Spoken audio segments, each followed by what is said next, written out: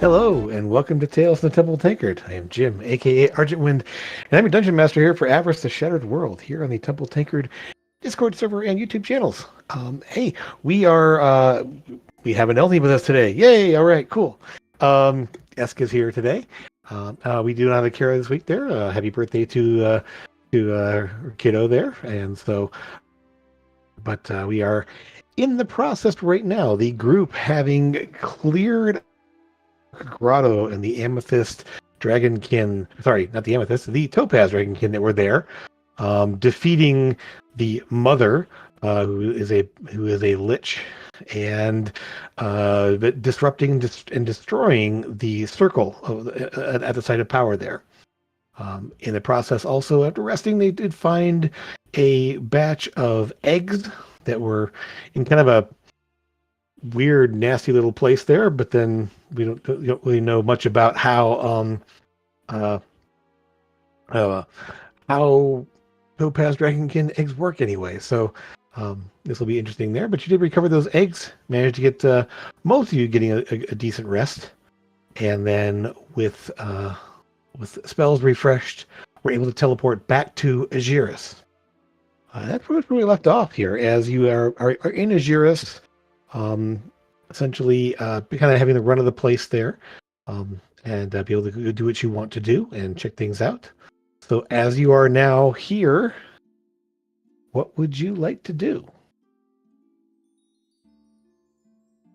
I'd like to see the librarian while we're here.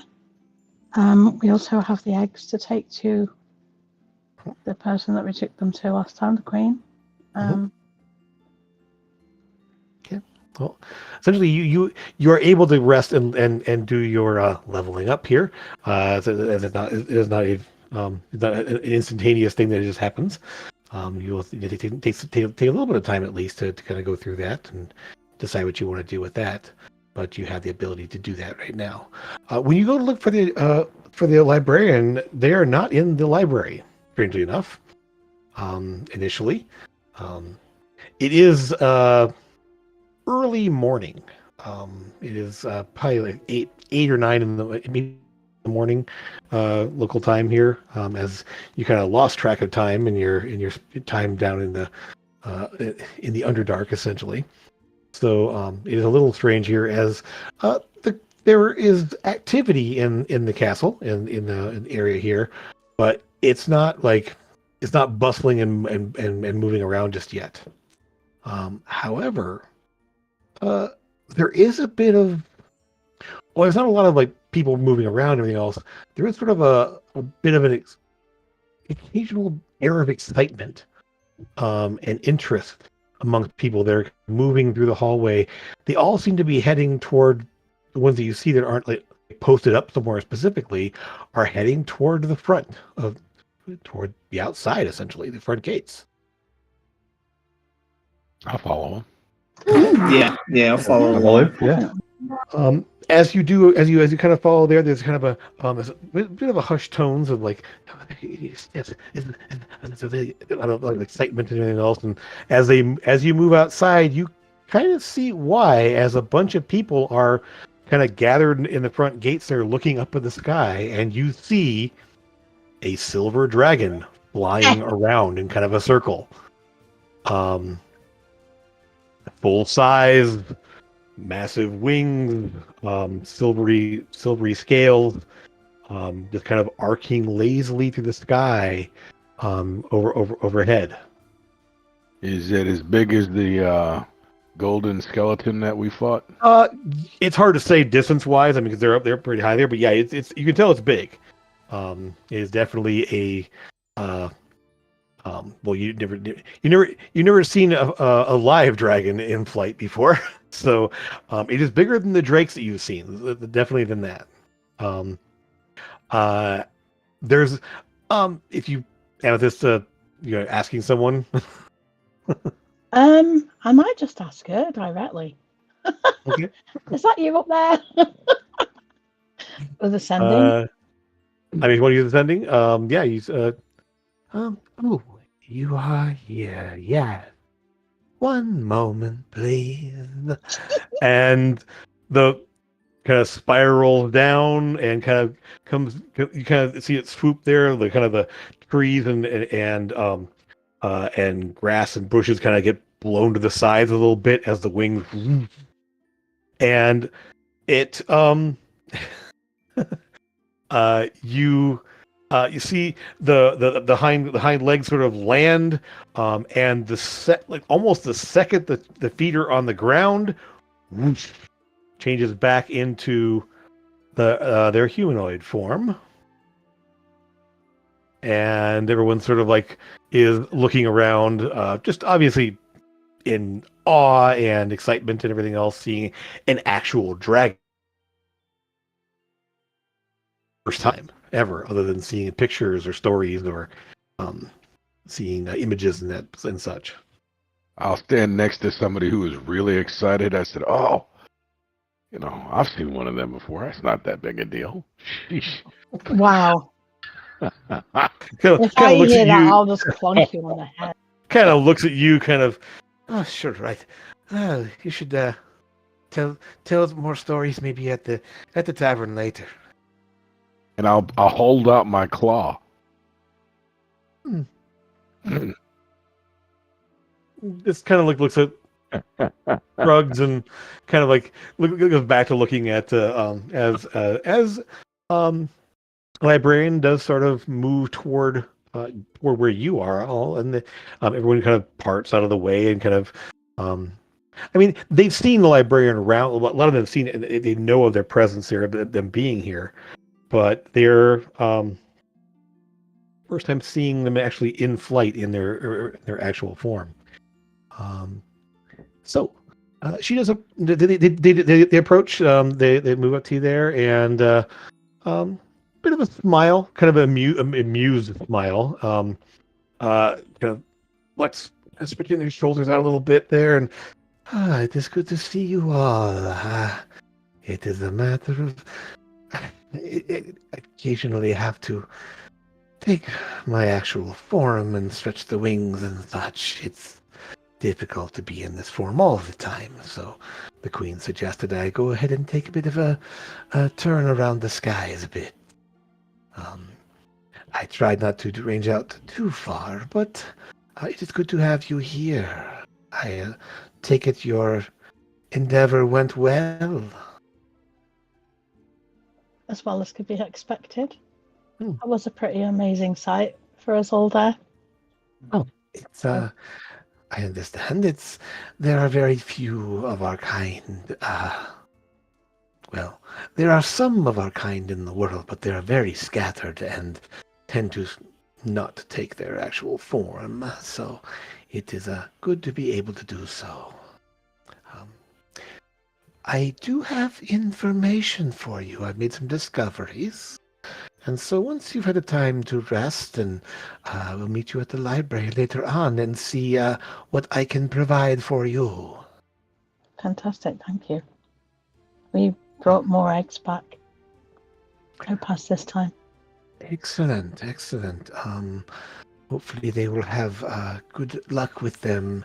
I know that they're having difficulties with the amethyst eggs, as they do not, as there is no record on how to care for them exactly. But they are doing their best in the hatcheries with them, having to set up a separate area for them. They don't seem to be responding to the cold as normal silver dragonkin eggs would do so. Right. Yeah. Maybe we need to do some research there. Well, we can do what we can. I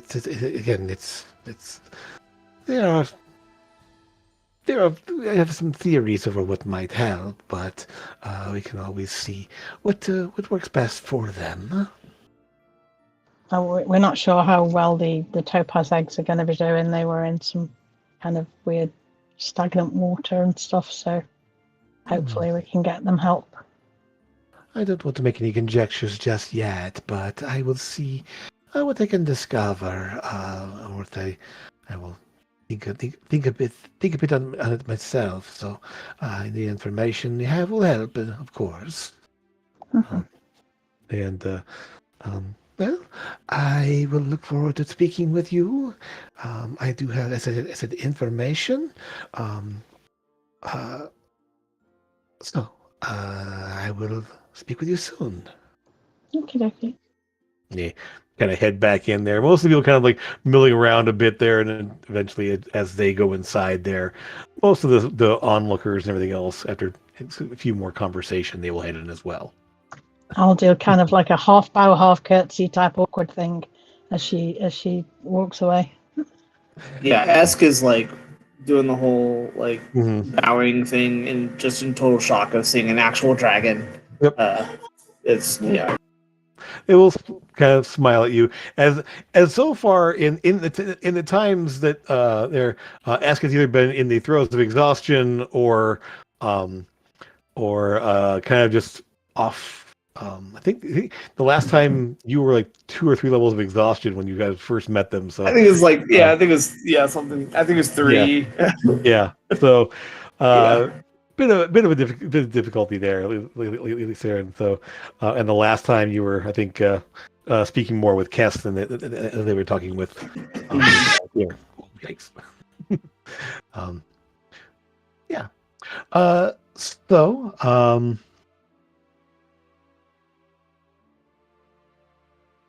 there's uh, so yeah, people kind of move inside there, and you're kind of left to be able at your own devices. So would you like to head next? Want to go and meet with her first, or have check in with somebody else?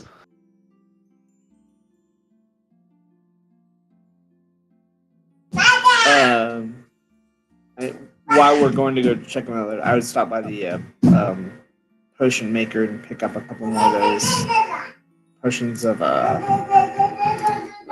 those things were called, the invulnerability ones, and then a couple more, health potions.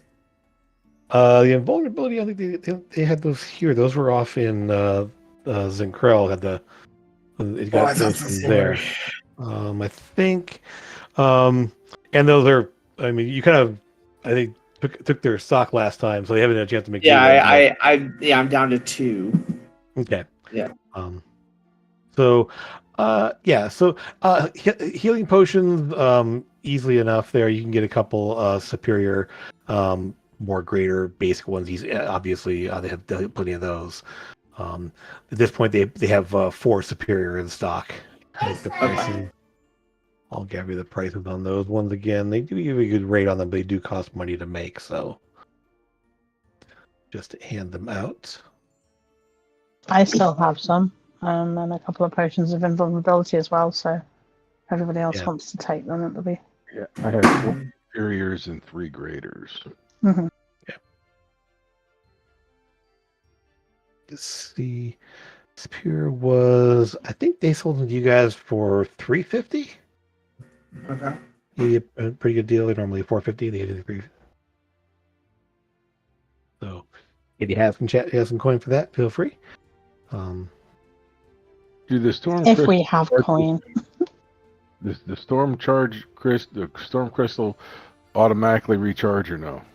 They recharge over a long rest. Yes. Okay. I'll go ahead and get all 4 of those guys. Okay. Wow. So, as you kind of move in there, Sora, it's not unheard of. Now that you're blue again, there's definitely some like wariness and kind of surprise, but there's not really hostility or like anything beyond sort of just being a bit like kind of that looking of like, ooh, wow, but there's enough people that have seen you already. They're like, that's Sora. That's the one that was here with them all before, just in a different form, I guess.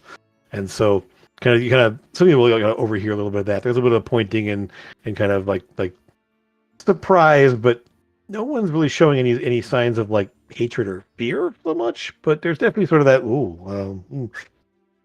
That's they definitely maybe a little bit of concern, but nothing that's nothing that's too much, at least.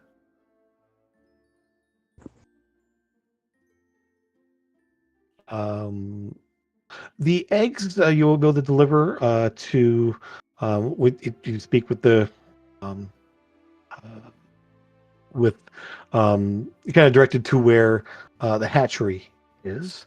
You're not able to go into the hatchery itself, but an attendant will come out there and will collect the eggs from you. A very stately looking older female with kind of robes and just a look of somewhat of a priestly vibe almost. A caretaker healer of some kind, it seems like. And she will happily collect them from you, and they have two more attendants will come out there with baskets to put them in to carry them gently and carefully. We will, yeah, go ahead. You can say we'll obviously tell them where we found them and how we found them, if that helps them. Interesting. We will see what we can do. It is a matter of finding the right environment for them, and that may be, well, the eggs oftentimes have sort of a dormant phase where they're kept in a bit of stasis in a way, and then a different environment will help them to actually grow and hatch. So maybe that's what they more for the dormancy, and then it's a matter of finding the correct stimulation to help them grow and hatch. So we will see what we can do. I'm going to also say I don't know. I'm not the smartest person in the world, but I think the one who laid them was a lich. Oh, that would be very interesting, but don't know. That doesn't seem possible. She was throwing up her eggs, and she was the same color. I'm wondering if, because obviously someone was it the librarian that said the silver eggs need cold. Yes. I'm wondering if they need like whatever they're like, if they need necrotic, and the others need force maybe or something. Some sort of Yeah. Also, So if I'm assuming they have spellcasters, but if not, I'm sure me and Sora and the others would be happy to help if we can, wherever we can. I will see what we can do. I'm sure there's someone amongst the people here that can provide the correct impetus. So we'll see. We do appreciate the help there, but it is a matter of keeping them healthy and finding the right stimulation for them. So that is a very good idea, and I find it fascinating. I wouldn't think that an undead creature would be able to lay eggs of some kind. So, and if she considers them her property, I don't think we killed her. We just dispatched her. So you might want to protect them in some way if she comes looking. I mean, they are protected as they possibly can be. It is the most secure place in the entire castle. So, we'll make sure that they are well cared for and prevented from coming to any kind of harm. Fair enough. That's all we can really ask for. And with that, she will.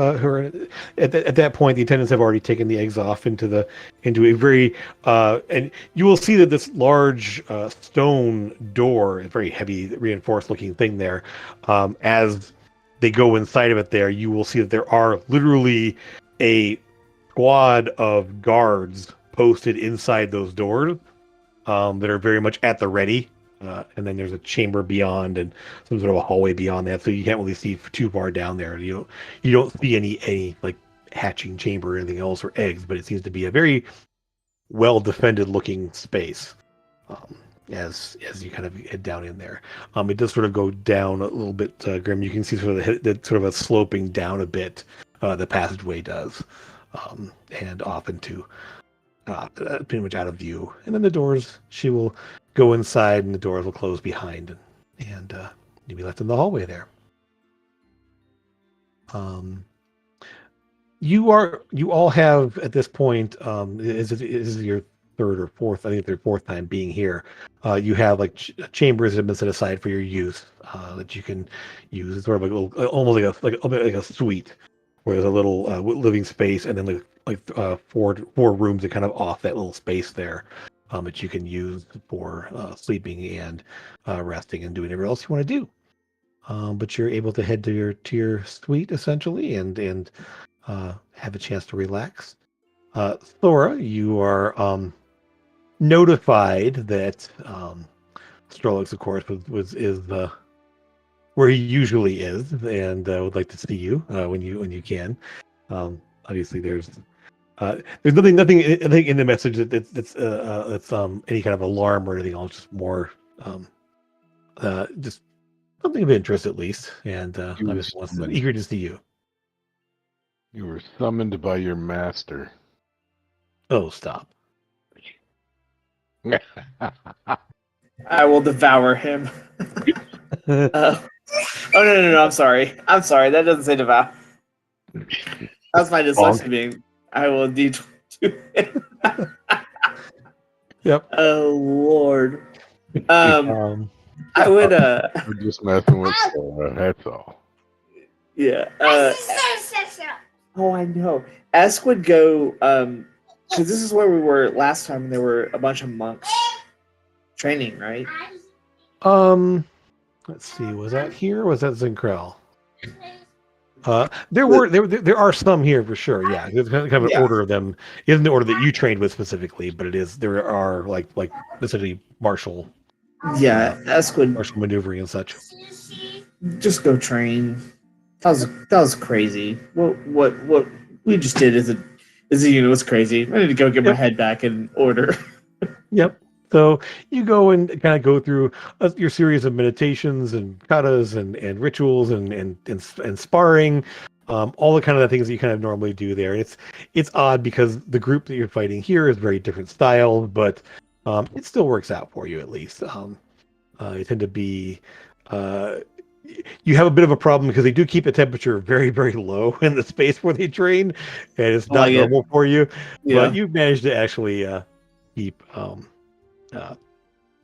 you're able to kind of get a good workout in and everything else, and so it's a chance to kind of try out some different things and see what kind of things. And so, as you're training, your new ability will kick in essentially, where you're able to sort of resist the cold. Yes. And makes the training a lot easier for you once you kind of shift over into that. I'm going to resist cold now. So while it's still go from having a little runny nose, runny nose to no runny nose. Yep. So, well, it's still noticeably cold. It's not uncomfortable for you like it was during the first part of your training there. Yes, and obviously, Amethyst and Sora having a quiet conversation there before Sora leaves. I'm going to tag along with her. I don't really want to leave her on her own because she's obviously feeling very well. Lots of different things, I think. She came very close to dying a few times, and she's been scared, and she's very exhausted and emotional. So you don't want her to go see your boyfriend by herself? Oh no, I thought she was going to the temple. No, she said she's going to see Strolix. Oh, if you're going to go and see him, I'm obviously not going to go along there. I will detour. It's the temple, yeah. Dude, I will detour, not go devour. I thought it said I will devour. No. I will detour. Effectively, you can. Essentially, you walk with her down there a bit there, and then can kind of Yeah, I'll leave when she gets there, obviously. Yeah. So, as you step into it actually is a temple. It's kind of an offshoot of the temple area there, where it's sort of a little side chambers off the side of it there. And so, as you walk in, you kind of feel that calm presence wash over you that you normally feel when you're in a temple of this one, especially dedicated directly to Bahamut. You move over into the side chambers there, and Strolix is obviously pulls you into a hug and everything else, and you're able to uh, there was just a low sort of murmur, almost not a voice, not a growl, just sort of a low sort of presence that you can feel beyond just the temple. And typically there, it is sort of a calming sensation for you. And you realize, at least partially, it is coming from, well, the little kid that's sitting over in the at a desk there, just sort of like looking at things, piecing together some like little odd shaped blocks of some kind there, kind of arranging them and playing with them as a basically a toddler would do. But as you are looking over there, he just looks up at you and kind of looks up at you and kind of cocks his head a little bit and just stares at you for a moment and then goes back to playing. But there's just a faint sort of like a stronger presence, seemingly around the kiddo. Shining scales, as anything else. Not quite a voice or anything else at the moment, but definitely something of that at least. So, so Lucas, anything you are preparing or checking out or doing while you have some time to go over things? I know there's some new magic available to you in some ways. Yeah, do some research in the library and some different spells. Okay. I can get some non-body spells this level. Okay. So you're able to go through your notes, go through the information you collected and everything else, and trying to unlock some different types of magics available to you. And again, you find some, with everyone kind of going off their own direction, you just find a quiet spot there and are able to just sort of like between the instruments and the tomes that you've acquired and just kind of your own sort of internal workings there, are able to kind of work out some new spells available to you. At least getting the inkling of them initially there. It isn't just pops right in there, but you're kind of working through the right chord structures and vocal stylings and whatever else you need to do to make the spells work for you. In your type, in your style of magic. Also, I want to do some research into fake liches, basically. Sure. I'm more information. Yeah. You're able to enter the library there, and librarian's not there currently. They seem to be off doing something else maybe for the moment there, but you're able to access the library and kind of look around there. Go ahead and give me just a, let's see, give me into a religion check. We'll call it that since you're searching for that about powerful undead. So using the library and what you've having encountered one, you do get a little more information there on, Lich being a very powerful spellcaster, one of the most powerful spellcasters among undead. In some ways, much more powerful than vampires, but physically less so, but like magically much more so. And seeing what happened to her in the end there, kind of that you're seeing there that liches are very hard to destroy unless you can find their phylactery, and that being some sort of item that's kept in a safe place that when they are destroyed, they will within, it says within days, doesn't say how many exactly, within days reform in close proximity to the phylactery itself. The process is a little bit nebulous on what that looks like or how that acts there, but it just says they will reform within days. Next, near in close proximity. The phylactery can be pretty much anything. There's a lot of different descriptions of what they could be, but effectively, some examples are basically almost like an urn full of bones and ashes and other things related to that person. It can be items of power or jewelry. It could just be a specialized, like prepared chamber that they use. There's even talk that phylacteries can be sort of attached to or in some way incorporated into a living creature. Oh no. The eggs. Oh no. Well, there's no lich reforming around the eggs that you picked up, so it's. Well, we did have the scrying on it, didn't we? And what we Yes, thought yeah. was what left in there. So Yes, you did see. Simply scrying on that. There was something of that nature in the scrying you did. Yeah. the other thing as well, we Hmm? got the impression that the Nexus was somewhere below the Gold Dragon City, Aurea. Yes. Is there any Yeah. reference to anything, any chambers deep below the city? You don't see anything easily accessible. You can find what you will find immediately is that Aurea is sort of the first city. Is that the first landing place for the draconic refugees that came from the old world after the cataclysm? So that was actually Stanor was the first like landing part. But the first city established was Aurea. And it was a very cosmopolitan, by all accounts, in the ancient in some of these here, was a very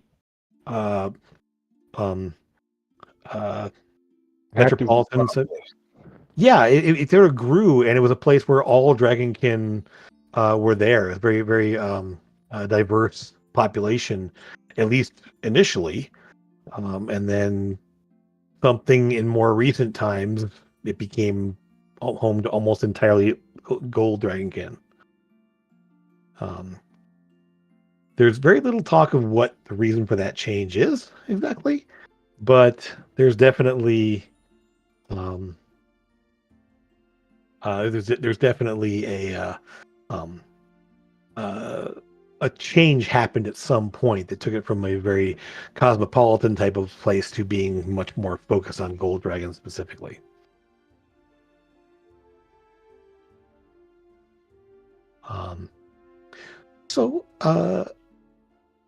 As you, so Amethyst, after delivering Sora, is there anyone or walking with Sora there, escorting her?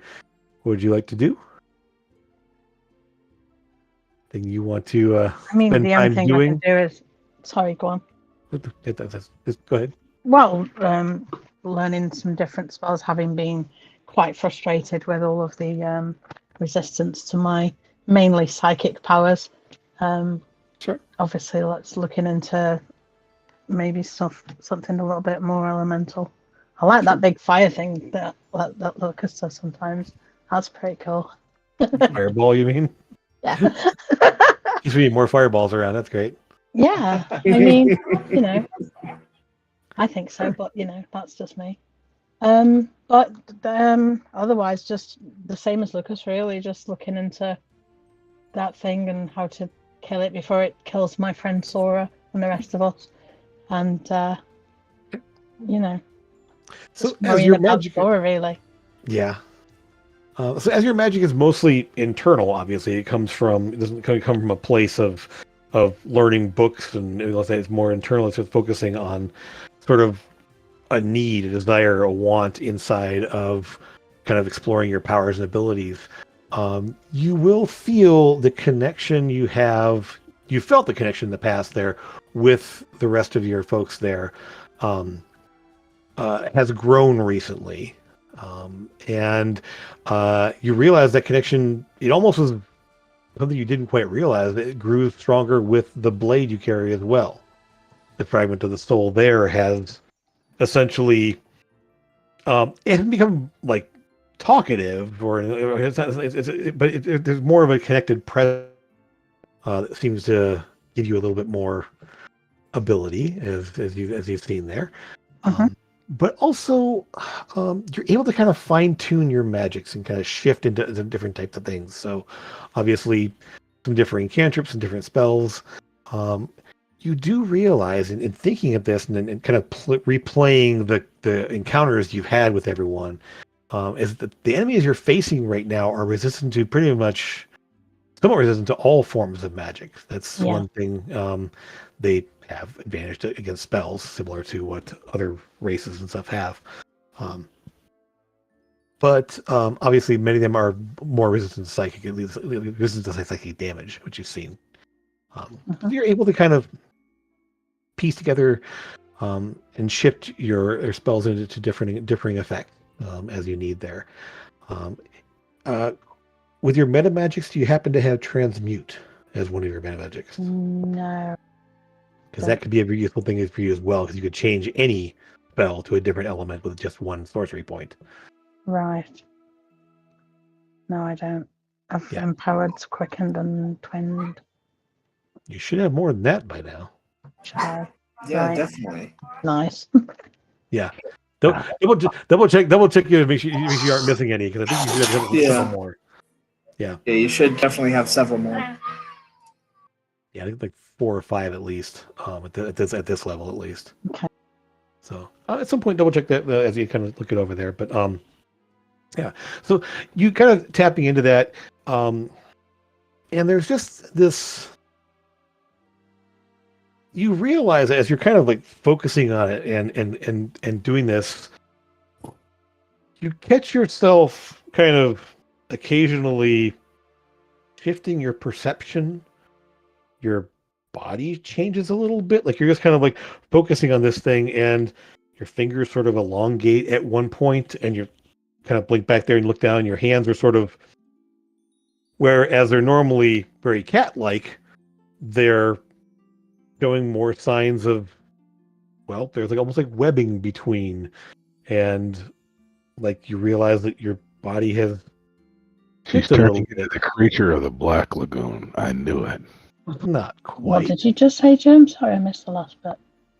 It seems like very almost aquatic like you could like, kind of look at the webbing across the fingers there, and the fur sort of retracts almost like a sphinx cat kind of thing. You kind of see that way the webbing works there, and you realize that you start to breathe a little strange and kind of feel a shift in your breathing a little bit as you are starting to take on the new transmutable form that you can access now among your sorcery.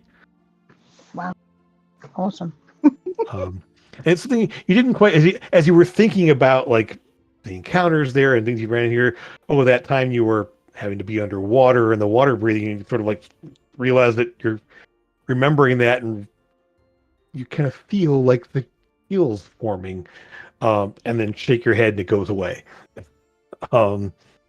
Your perceptions shift and you realize you're seeing differently all of a sudden, and blink and it goes away, and so he's kind of focusing on that new transmutable form that you now are. I'm not going to start growing feathers in my armpits or anything. I mean, You tell me what you settle on when you so eventually you sort of like as you kind of like explore a little bit of this there, you figure out, and you tell me what it looks like when you go to use it. So Okay. it's not I'm not dictating to you how it looks specifically, but a little bit of revelation in flesh. Exactly. So as that ability is starting to come to you gradually, and you start to explore that a little bit. Such a cool ability. Yeah. Yeah. I'll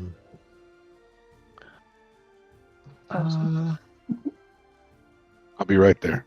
No worries. Stora, we'll come back to you just for a moment here. As you have the conversations and you quietly talking with Strelix, and I assume you tell him what you experienced, what you dealt with there, and he's obviously worried what that is there. There's a moment when he's holding your hand and talking quietly to you, and there's a little bit of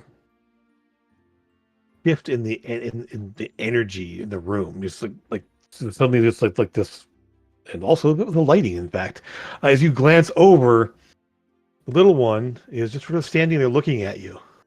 But he does. His eyes are kind of the silvery colored eyes that he has normally. Just go completely white and flare brightly. There's just like light shining from his eyes for a moment there, and he speaks kind of softly at first, sort of. You are doing. And it's sort of halting everything else, and then the voice shifts to one that you can hear, but not really. Like you can see him mouthing the words, but he's not speaking it as the voice that you've heard in the past there. You are doing what needs to be done. This child is protected. You will not need to concern yourself with the child's safety. At least, not at this time. You have a task before you. What is happening here must be stopped. It is growing stronger. Even though you weaken the forces, they are only minions. That which they serve is gaining and must be stopped. And you can feel sort of an infusion of kind of radiant energy, sort of like from the gaze of the child, they were kind of filling inside of you as well, as you gain the ability to do your improved divine weapons there. You can kind of feel the radiant energy kind of forming in your hand, and knowing that now you can channel this through all of your attacks, essentially, as improved divine smite activates for you.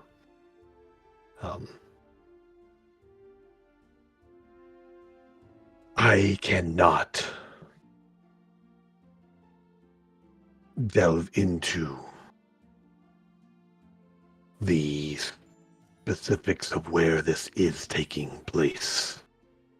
My influence is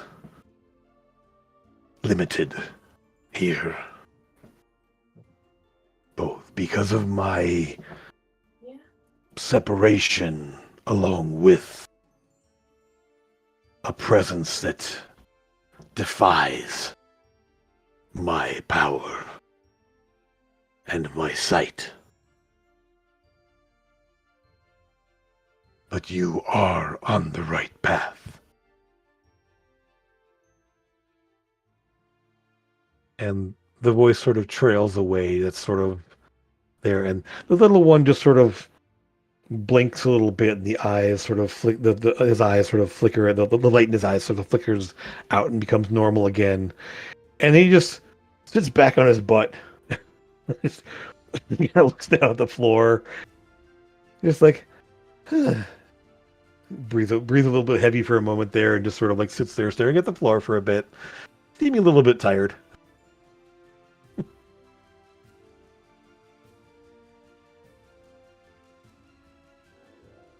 Strolix looks at you and just kind of like sees like looking back and forth between the kid and you. I take it you heard something. He stopped talking and you seem to be listening, so I'm sure it was a message just for you, though. Kind of runs his hand along your you have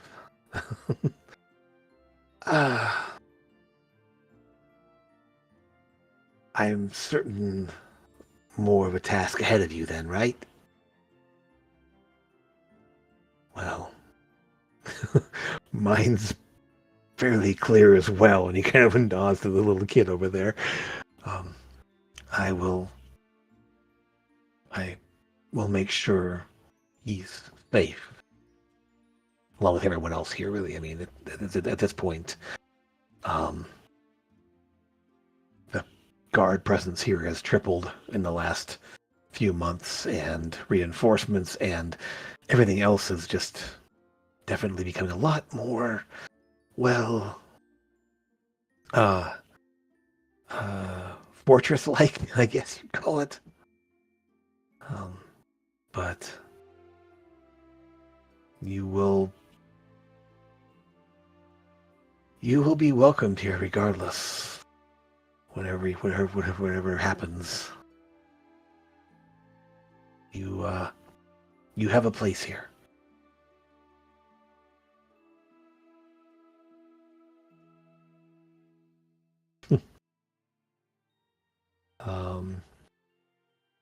As the scene kind of shifts away there, Grim, what are you up to out in the place here? Everyone's kind of like off doing training and visiting, and what do you find yourself up to? Well, I'll just be out where it's the busiest. I'm just going to look at people, watch them, just kind of look around, you know. My only thing I really picked up on the new level is blind sense. Okay. I have something very similar, but probably better. Yeah. In some ways, yes.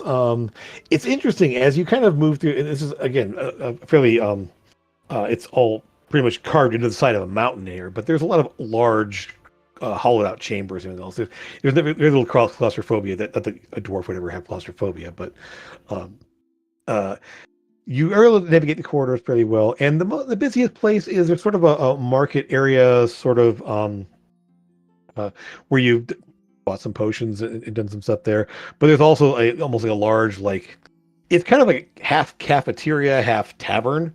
It's pretty much a large eating area there where they have various places that you can get Large food and essentially it's almost like a food court. Yeah. But they have like essentially all around there's different little places to go and different places that serve different food and drink and everything else, and you're able to find a place there. It's kept very, the lighting is kept very subdued, so it isn't like too harsh and jarring. But there's probably a good, in this large space with all these little alcoves and areas off to the side there, a good 40 or so people probably, almost entirely dragonkin, silver dragonkin, a couple of kobolds running around, but other than that, you're kind of the only non-draconic type person here, so you get some interesting looks, but no one accosts you or bothers you or anything else like that. You're able to get some food and kind of check in there. And you realize that as you passing some of these areas are kind of, you're able to kind of see into the darkness, not only with your dark vision, but you can kind of feel the presence of people moving around with a tremor sense. And even when you close your eyes, you can sort of, between that and you almost, it's almost like that weird Daredevil.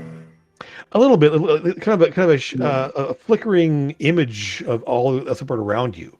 You can sort of see kind of, it's almost like ghostly outlines of the walls, even when your eyes are closed, of where the tables and chairs are, and you're able to navigate with your eyes closed and avoid people moving around. And it's a very strange set of perception between dark vision, blind sense, and tremor sense. You just are able to navigate like completely, like with your eyes closed, literally with your eyes closed. He sits there and just kind of,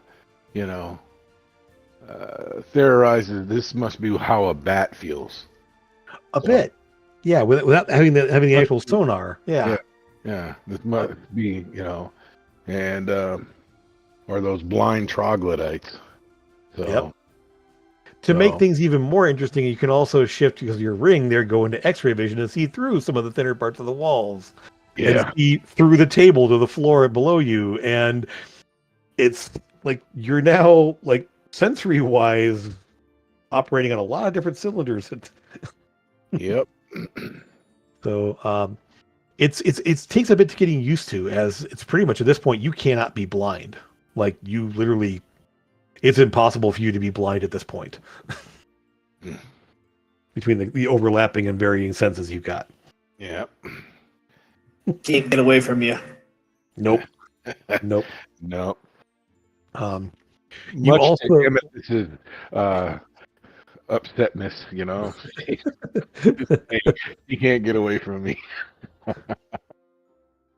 So you're so with that you're also you can almost feel the daggers you carry now. Almost, it's as if they're almost vibrating as you hold them. As the energy has shifted a bit in them, you're able to mess around with them at some point too, as it's now easier to teleport with them. So you have that aspect as well. And so, So at do I some still point, have to throw them? Do I still have to have them separated? yeah. So essentially, yeah, you can teleport from one to the other. Essentially, is how that works. Okay. So you hold one, and the other is the opposite point. So you can kind of throw one, jump to it, throw another one, jump to that one, and just kind of jump around there. You can also leave one sitting and then teleport back to it. Yep. So I'm going to use that quite a bit. So. yeah. So you find yourself kind of playing around that occasionally, and at some point, if you're throwing the dagger anywhere, there kind of at some point a guard will come to you and saying, because you're not throwing daggers in the place there, it's a little worrying. But again, essentially, you Never just do it around people, but okay, yeah, no problem. yeah. I mean, is that you just leave it sitting on the table, walk away, and then just teleport back to it. Yeah, yeah. So again, it's becoming easier for you to do as well. So you did it a couple times before that, but it's just becoming a simpler process for you. So does it still take an action, or is it just? It's a bonus action now. It's a bonus action now. Very good. Yep. Okay.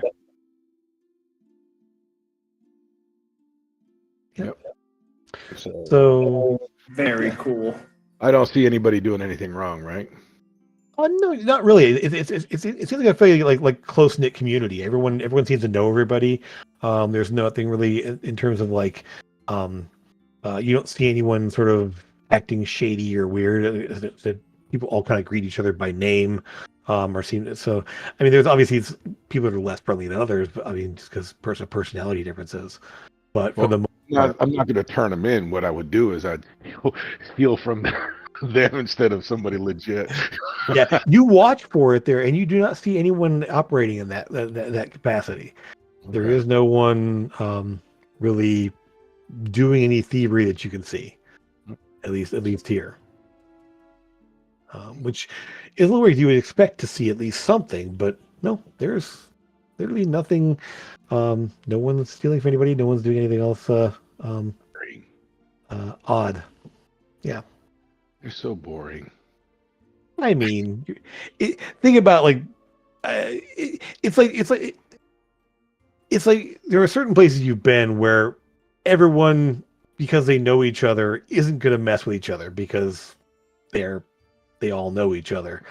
So that's kind of what you have here. This is a community. It's not a city. It's not a place of where random people come and go. Everyone here knows everyone. All right. Yeah. That's pretty much all I'm going to do. I don't need anything. I've got, I've got plenty of potions. Okay. I mean, I might could think of a few other things I could get. Okay.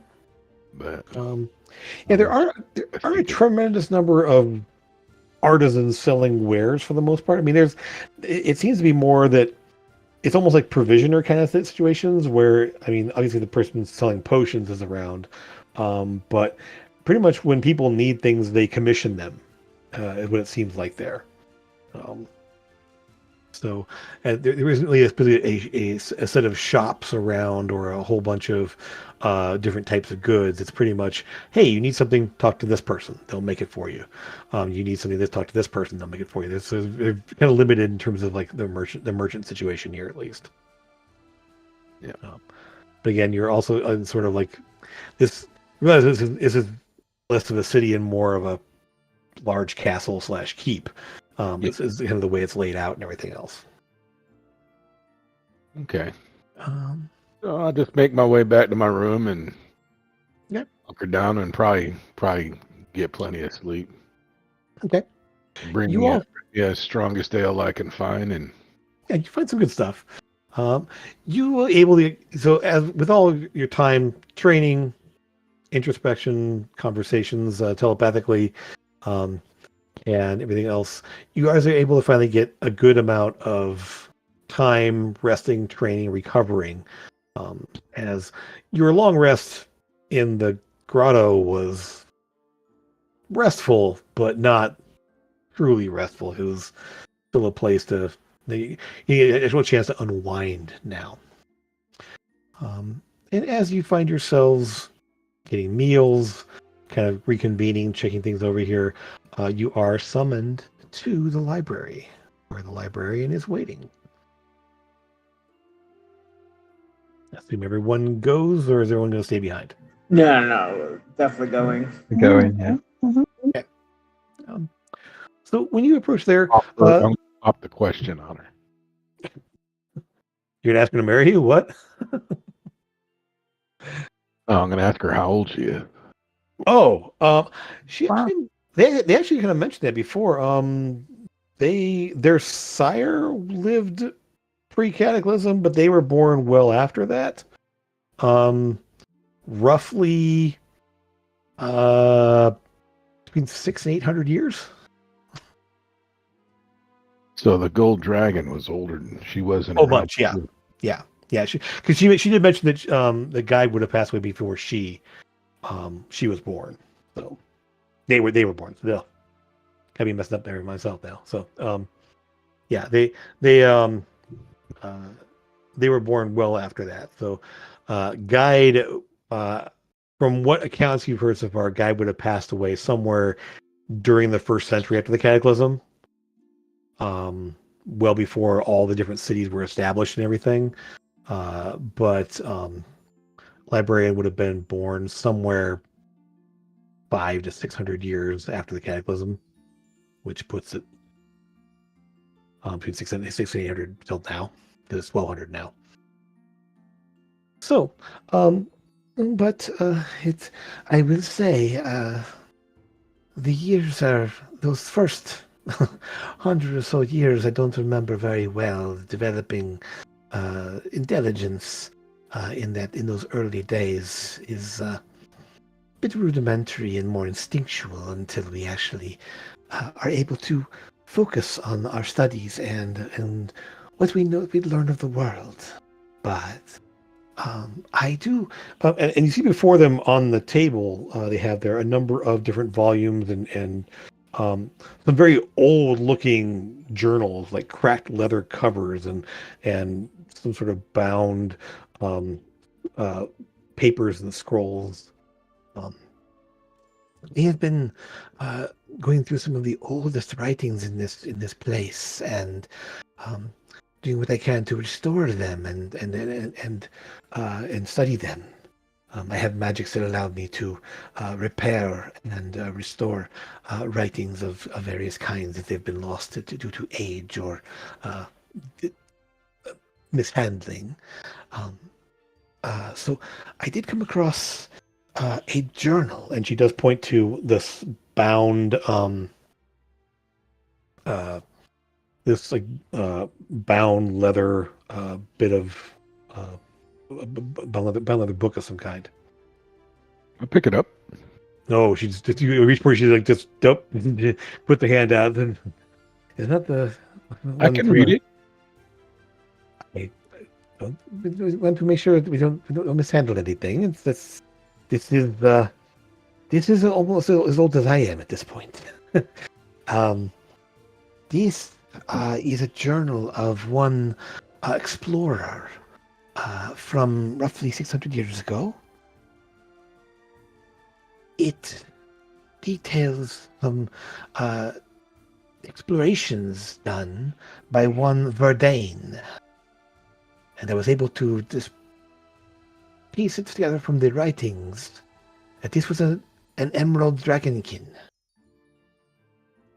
Explorer of some kind. Emerald. He mentions a number of things that may be of use. First, he detailed a subterranean exploration where he discovered a place that's translates now into the Emerald Vale. It is a place of great interest to, obviously, his kind. A place, by his description, a wondrous set of chambers with a number of emerald-type crystals and other green and type minerals and rocks throughout the area there. Sounds very lovely. But the primary feature described was a seemingly frozen waterfall of green crystal, tumbling over rocks, it seems. And it sounds very interesting. I believe, Lucas, you may have mentioned something regarding a place of that, similar to that. So, Yeah. what is most useful about this is the entrance to the chamber, the tunnels leading to the Emerald Vale. He describes it as a place called Freekarsh, and I'll type that out there.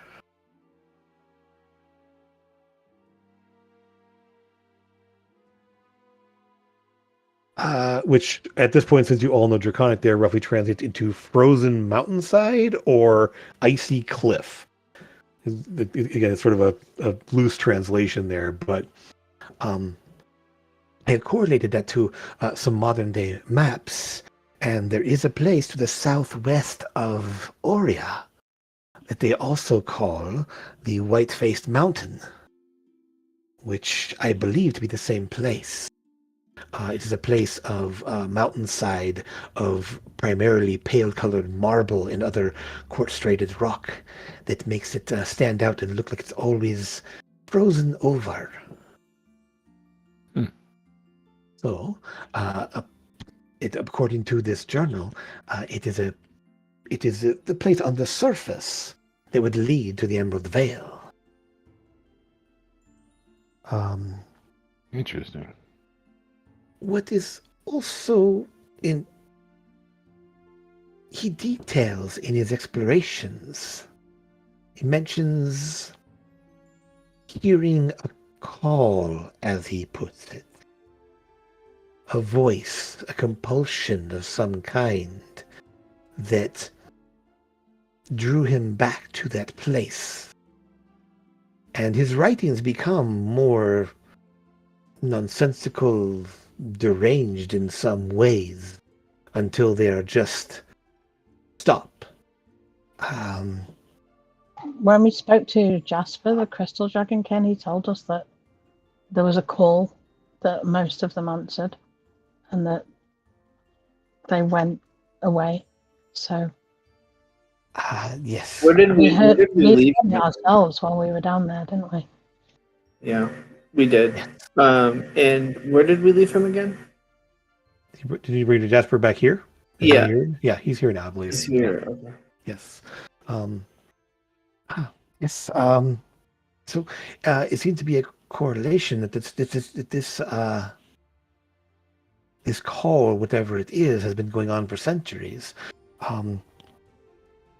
It is also correlates to some, and he's going to point it to some early some scrolls. On the bound scrolls are there. I discovered some of these, and they hold them very, very carefully.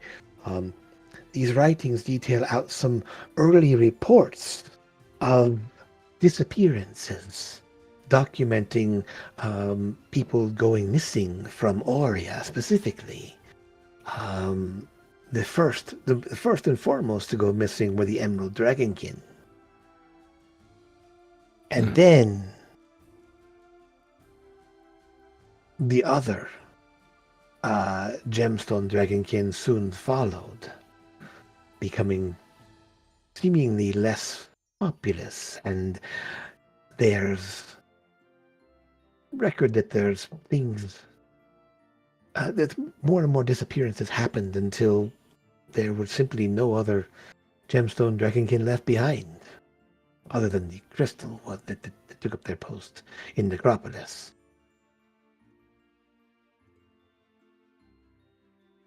This all corresponds to the same time period, at least. And this would be the location of the Emerald Gem.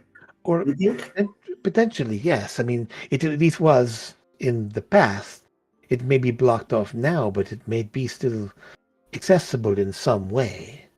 We'll definitely check on that, and it would be a place to begin a search at least, unless there's other avenues of accessing these places. So why doesn't anybody remember the gemstone dragonkins? I It was believe. only 600 or 700 years ago. Well, I mean, think about our history 600, 700 years ago. We know of a time. There's a lot lost to just generations at this point, and so I mentioned I mean, Yeah, but not entire people. people. It's not that people don't forget them. They've never seen one. It's as if something goes away.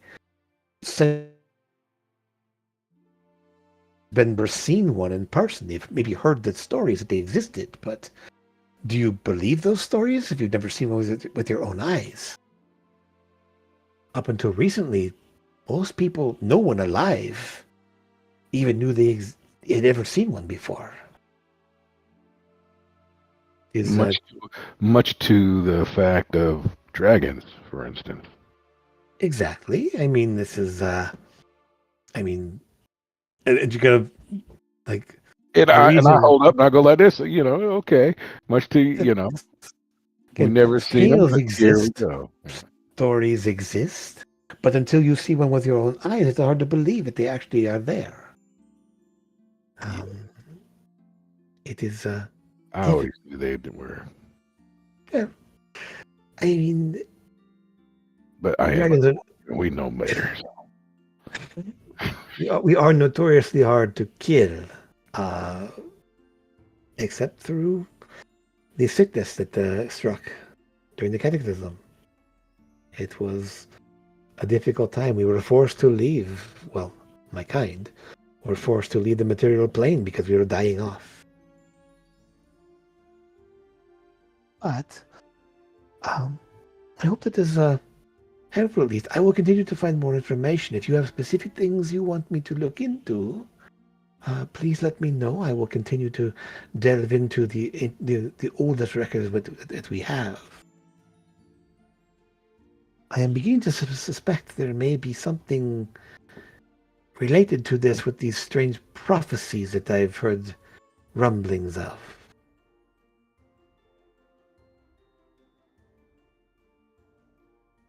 What prophecies? The ones of the return of the dragon gods, and that they have something to do with that their return has something to do with, and kind of nods to the chromatic dragonkin in the room, that the return, the strange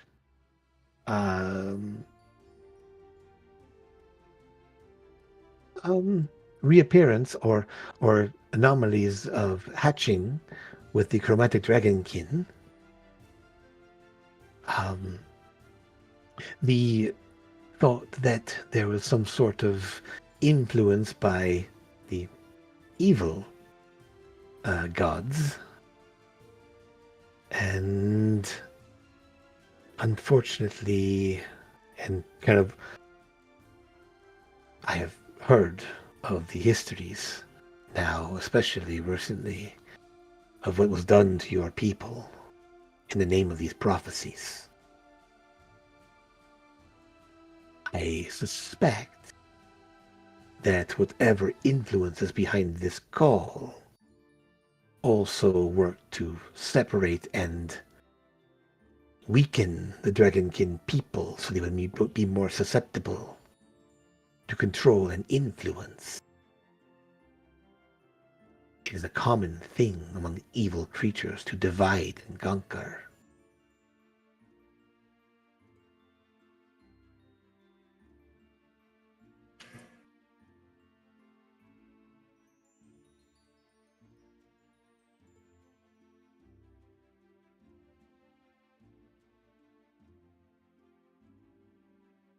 have to agree, Sora. It is not. It sounds like cooler heads at least prevented the continuation of the wholesale slaughter and persecution of those different coloring scales. We have our next location. Why not just go in the Emerald? And that's one less thing done.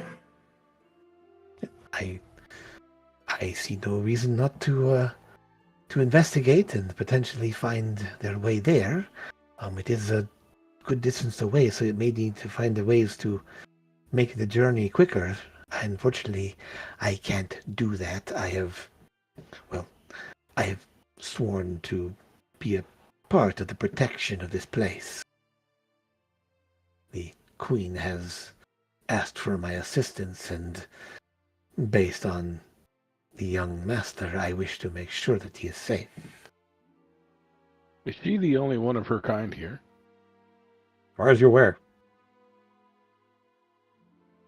Did you ask her? Ask them? Sorry. Keep doing that. Yes. I can attest there are no other true dragon kind within this area here. I am certain there are others out in the material plane at this point. I mean, it's hard to keep us away forever. And the curiosity of some will not let us stay banished. I mean, I have been here for over 100 years. Just in Irie Mountains. There are places where we can come and go.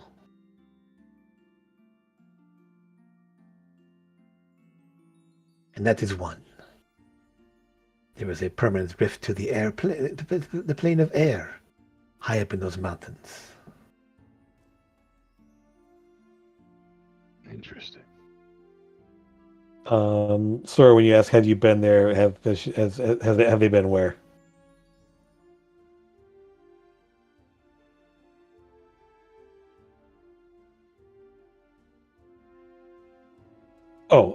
No. I've only uncovered the information and put their hand on Bourdain's journal.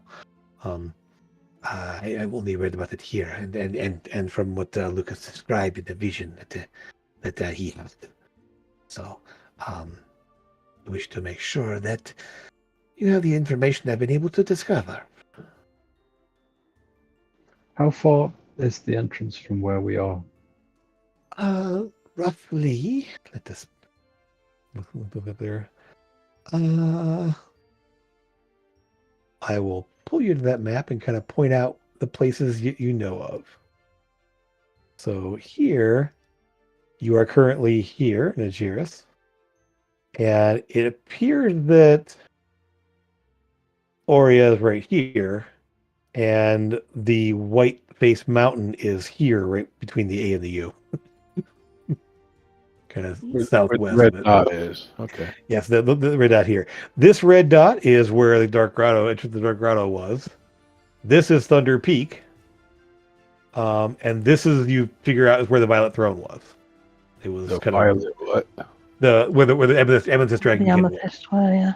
Yeah. the first, Violet yeah. first. So the red dots seem to be the sites of power. Okay. And there's only 2 or 3 left, according to what we heard. Well, you have cleansed the Violet Throne, so that one you have access to. You destroyed the one here, and you don't know about Thunder Peak, even though, according to reports, Thunder Peak was taken, and the Sapphire Dragonkin scattered. Yeah, we have to go back to Thunder Peak, and because that's where we saw the Emerald Kin. That's where the first one went into the where we saw the Drake one, right? There were drakes. So yeah, when we traveling from Zinkrel to here, that's approximately where they started chasing you. Yes, and you ended up having to fight the Sapphire Dragonkin, the Flyers. So yeah, it's somewhere. Basically, reports have put it right around there. Is where the attack was.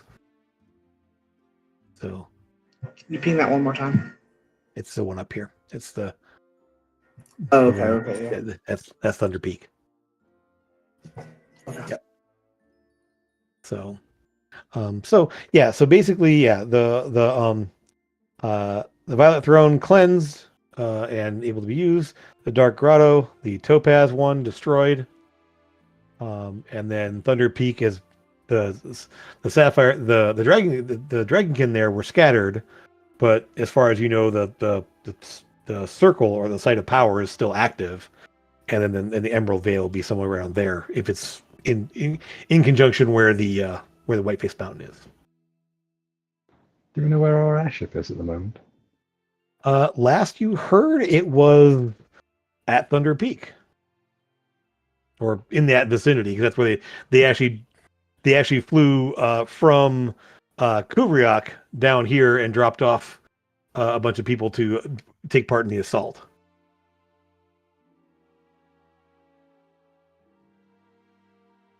So, as of the report you got from them, they were still at Thunder Peak. Essentially, they were still there.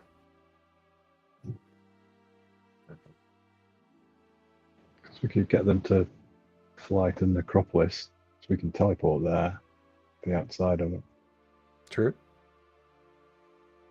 And we could take our airship down.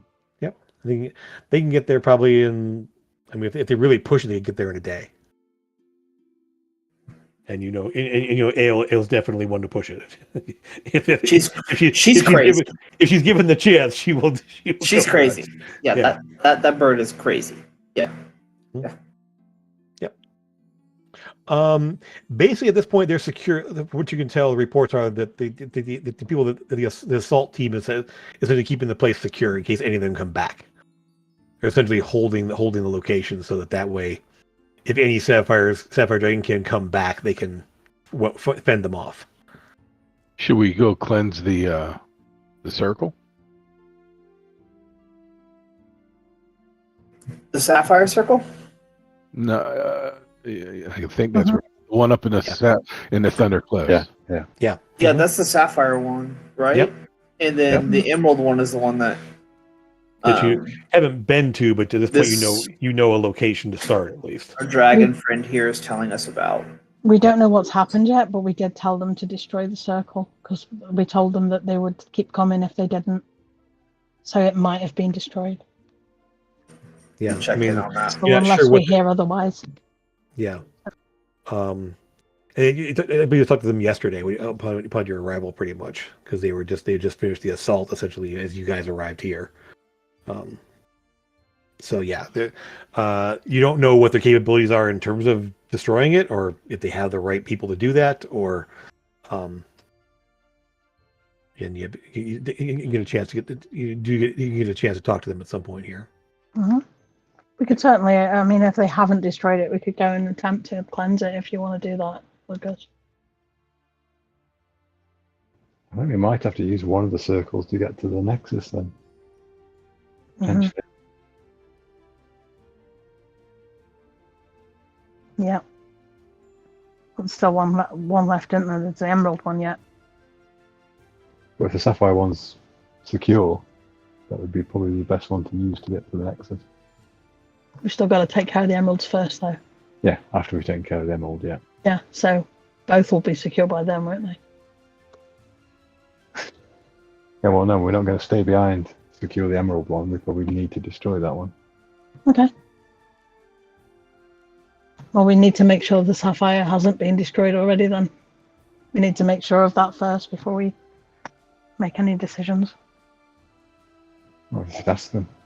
Or you want me to pass that on? Okay. So Sora, you kind of hear Sora like muttering something into the sending something that she has, and then we'll pipe up that according to Gethrinosh, they weren't able to destroy it. There's no wizardy type folks there. Mm-hmm. So, but they do have it secured. So essentially, he and a number of other forces are there, essentially guarding it to make sure nothing comes through. And maybe we go close that one first.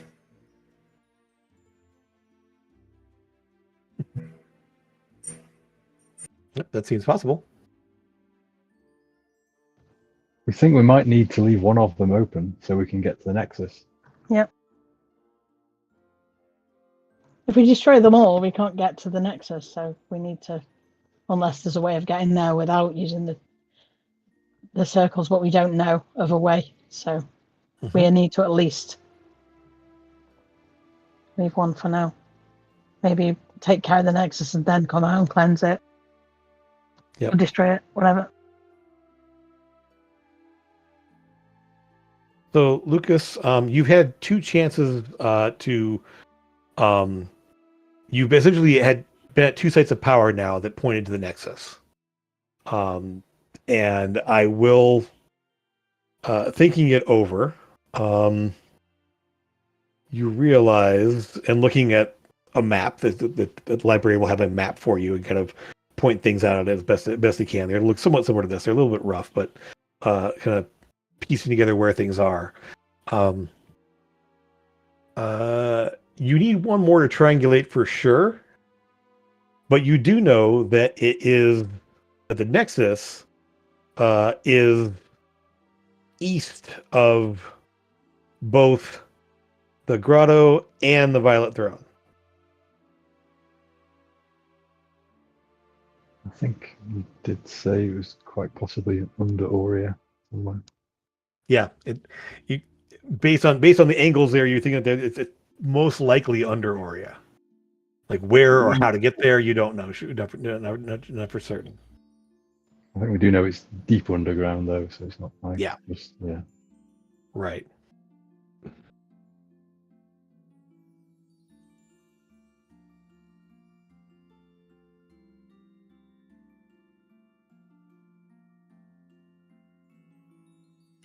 Yes, I agree with Sora. Let's get going. Okay. All right. So as you guys sort of check things over, and Jim, do we know yeah.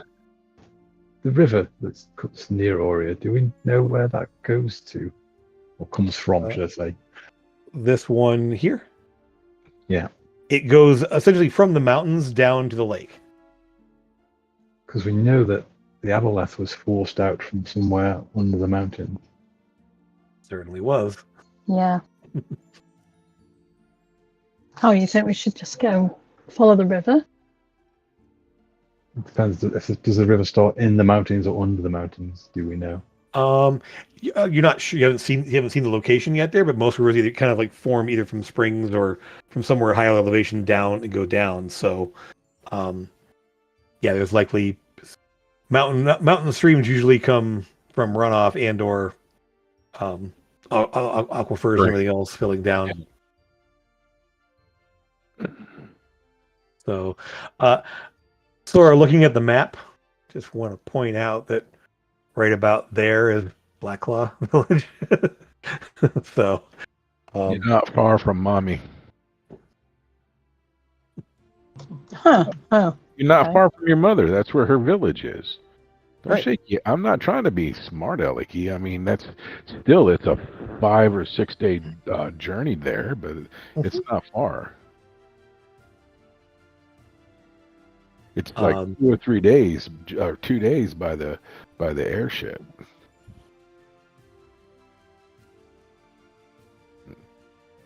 Grim pays attention. He's good with maps.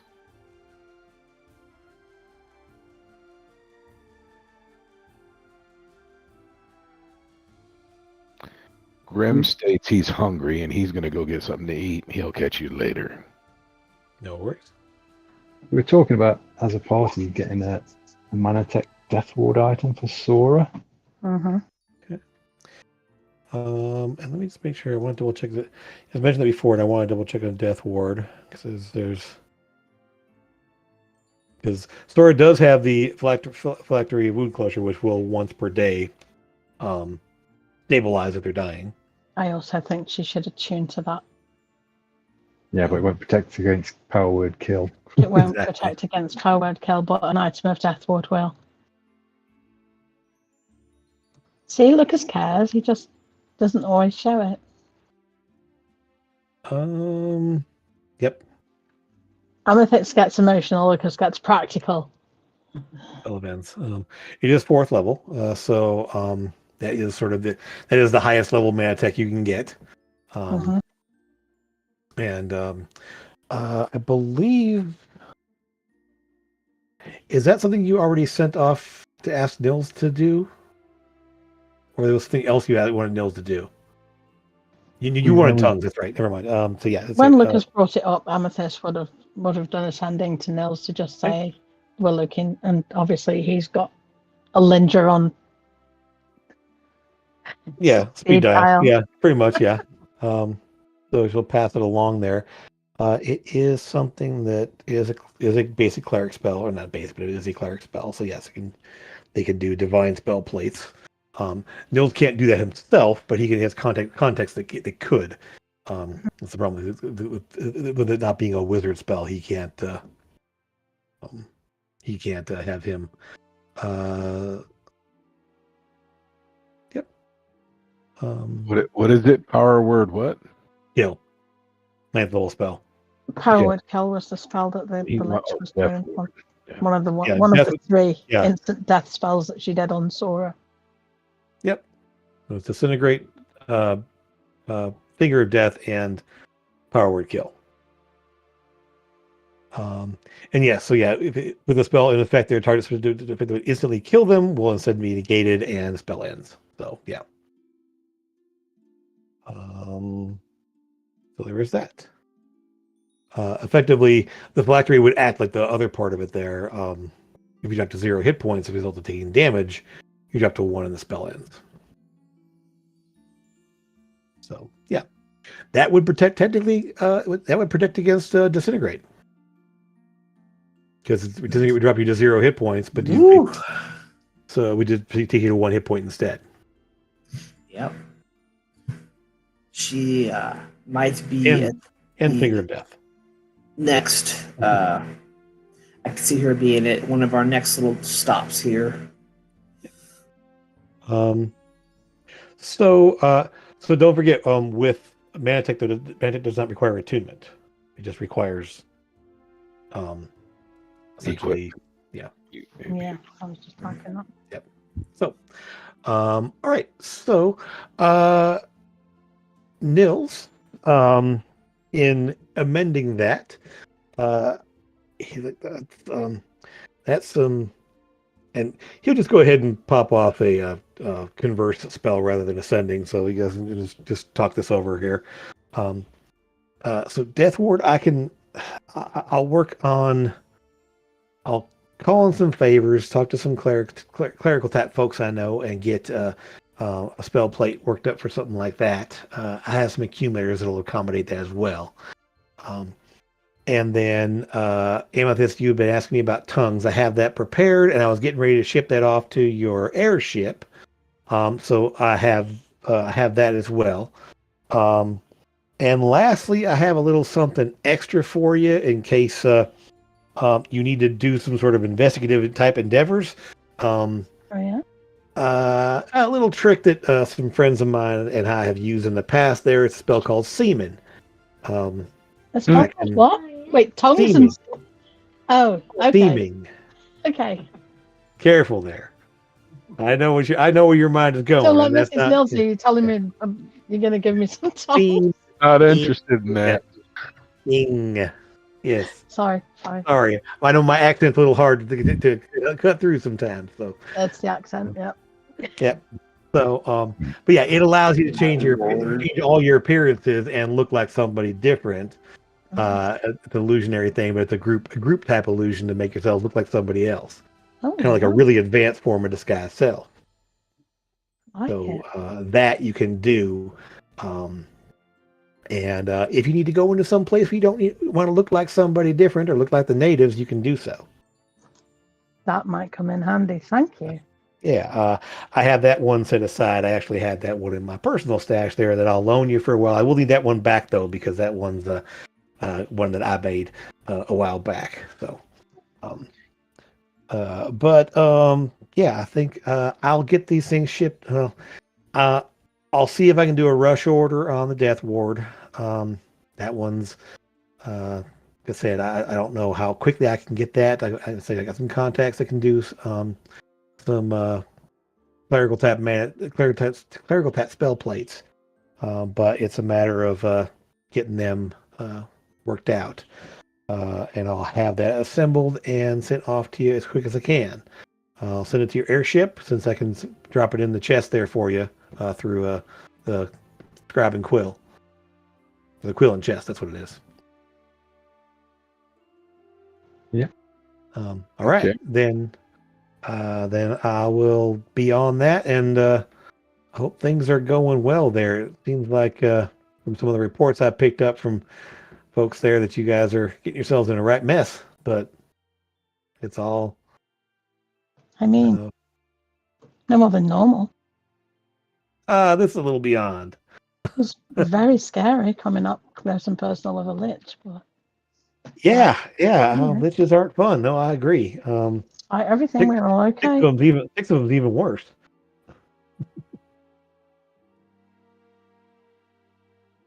Well, with that though, I will go ahead and get back on this and get it done quick as I can and see what I can find. Sora, since you're there too, what if, as I understand, you've been wearing this Death Ward item here? What form of attire are we talking about here that you can accommodate? I mean, it can be a helmet, or it can also, not really. Armor? A thick, maybe, babe. It could also just be a rod. I could just basically just use it and put it away, and that works as well. Those are always nice to be able to just kind of Can you make activate. it like a brooch or a necklace? No, She's not wearing a belt, apparently. Manatech can't be in things that small. Okay, sure. Jewelry, you can't be jewelry Manatech. It's just the plates take up too much space, and the accumulators and everything else. It can't be miniaturized that jewelry. much. Huh? No, he was talking about a brooch or a necklace. That's why I was answering Grimbar. I said so she's not wearing a belt, apparently. So sure. Okay, so that would work. a belt. I can do a belt. That's fine. That's easy. Nice. Okay. Well, in that case, I'll get them to see the quickest one. She would like it to be blue, please. Of course, I know the importance of aesthetics. The importance of not only saving your life, but you have to be blue. So I will go ahead and take that coin, and I'm going to actually not use the cloak anymore, and I'll use that coin. Which coin's that? She's giving me the werewolf. The Fang Claw. Okay, cool. Yeah. Yep, Fang Claw. So, all right. Then I'm going to put the 1 into my dex. Okay. You don't forget to adjust your stats there. Sorry. Yeah, I can. I'll manually do it. But Thor will have to adjust back now because he won't have the stat from the coin. Yep. So, all right. So in that case, yeah, Nils will get to. So the coin of Fang Claw, I believe, raised the stat by 1. So make sure you. Yeah, I manually had to do it, so I put it into dex. Cool. Okay. So brought my dex up to 21. Yeah. All right. Well, in that case, yeah. So Nils will be able to get that set up there. Next vending, please. Who are you talking to next?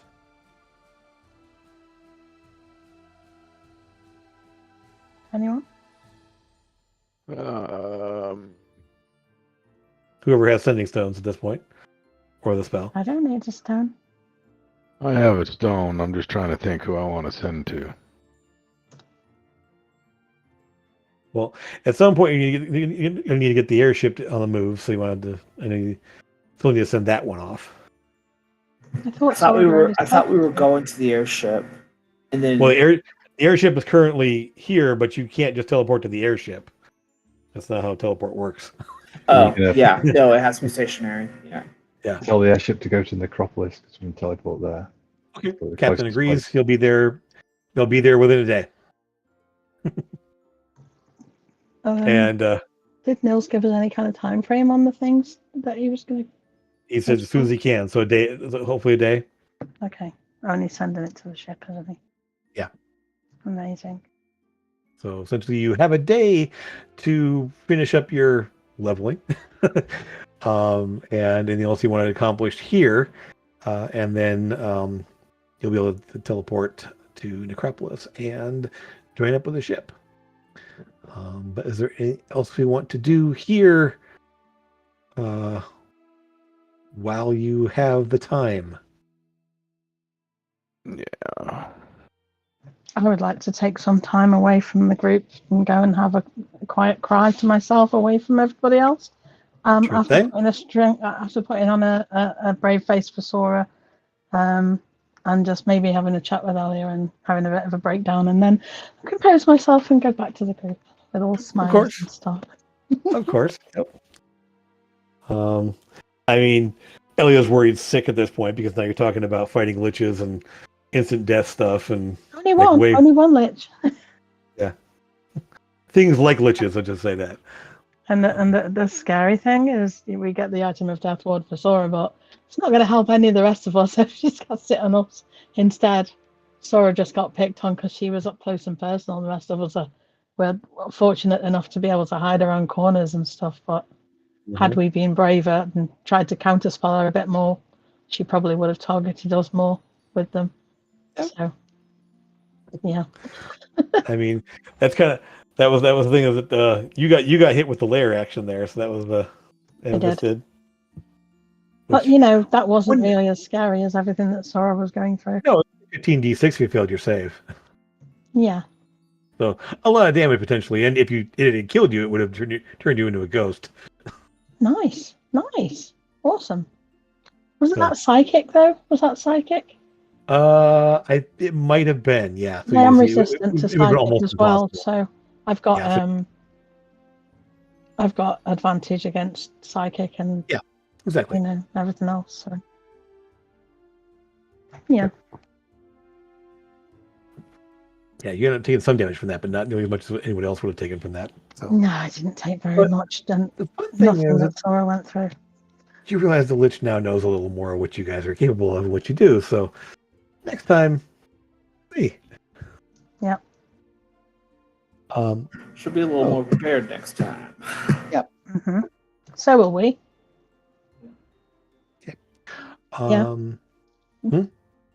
You don't need to say it, Nans, because I say what you're thinking anyway, usually. Mm-hmm. Yep. I live in her brain. I'm sorry. I know. It's warm, but it's frightening sometimes. So you muted on me. Fine.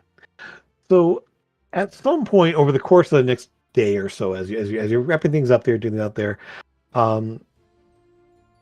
you will librarian will actually impart one more bit of information.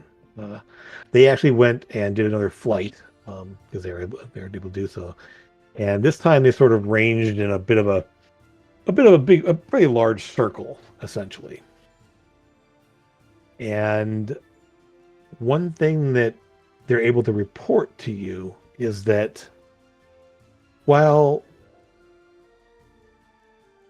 no one here, and even yourselves, knowing what you're looking for, can really hear the call here.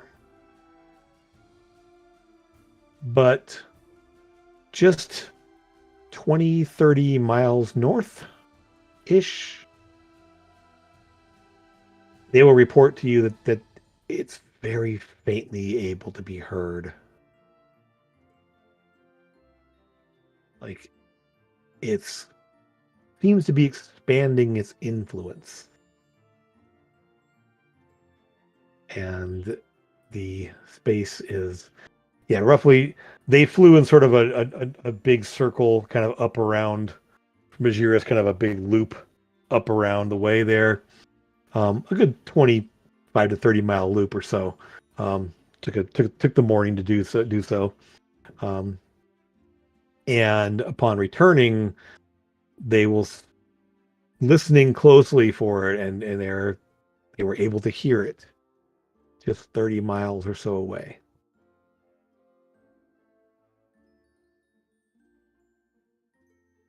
So it seems to be, now it wasn't a compulsion or anything strong, and they had to sort of listen for it, but they could definitely hear it.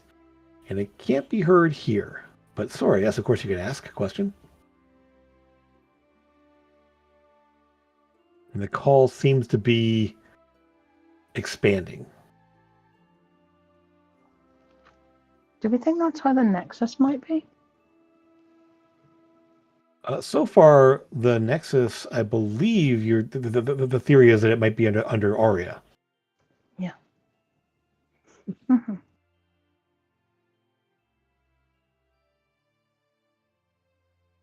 Him?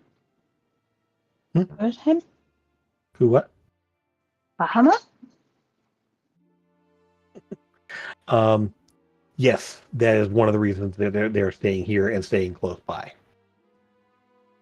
That they will confirm that they are here not only to teach but to protect as well.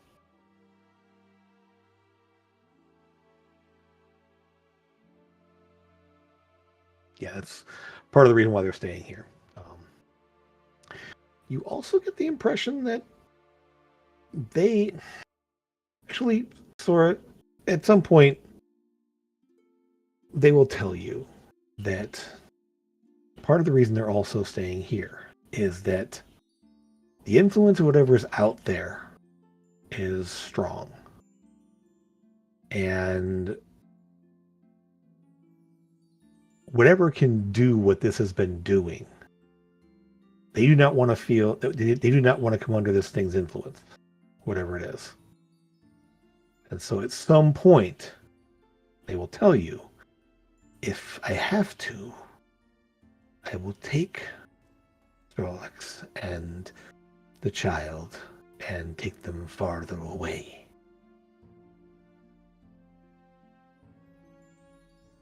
If the influence becomes to the point where it starts to affect people here, I will not allow that to happen. I am capable of taking them somewhere else. Would it be on this plane of existence, or? That is a possibility, but I don't. Plane shifting is a difficult thing. I am not exactly. It is possible, but not something that I do easily. But I can definitely fly them somewhere farther away.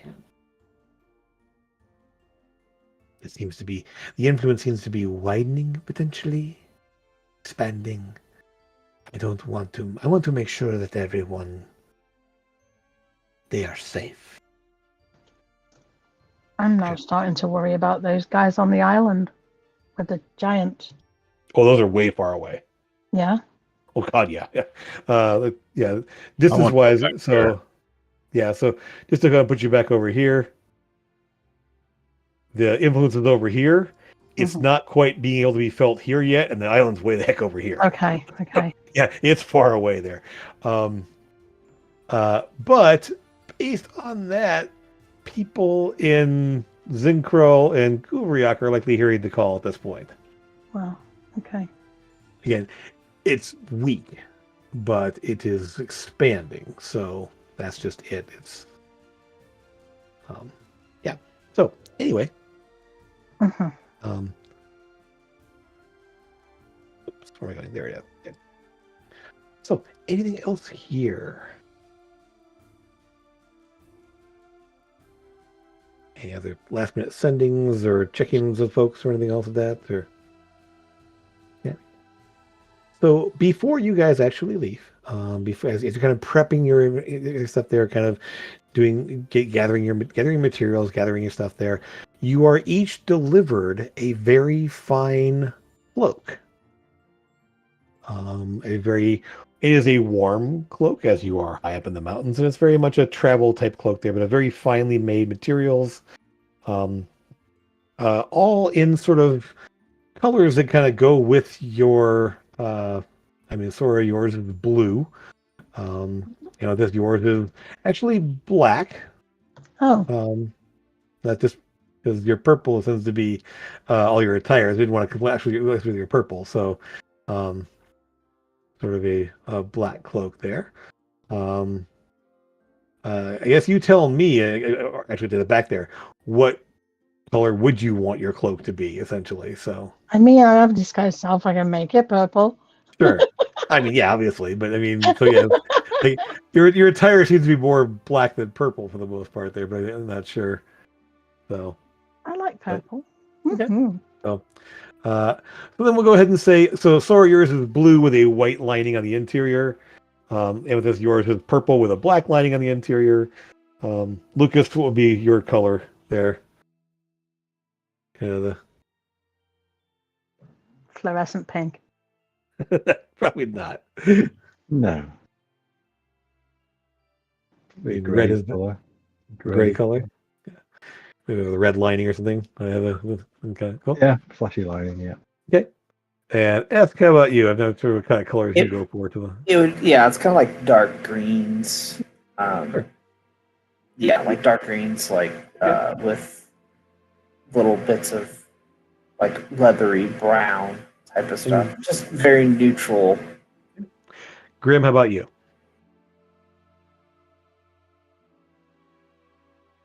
I'd have to say it would probably be Pink. red with some with black trim. Okay. So kind of the inverse of Lucas's almost. So kind of Lava color, you know. sure. Okay. All right. Very So, stealthy. I mean, Iron Hand is my last name, so. yep.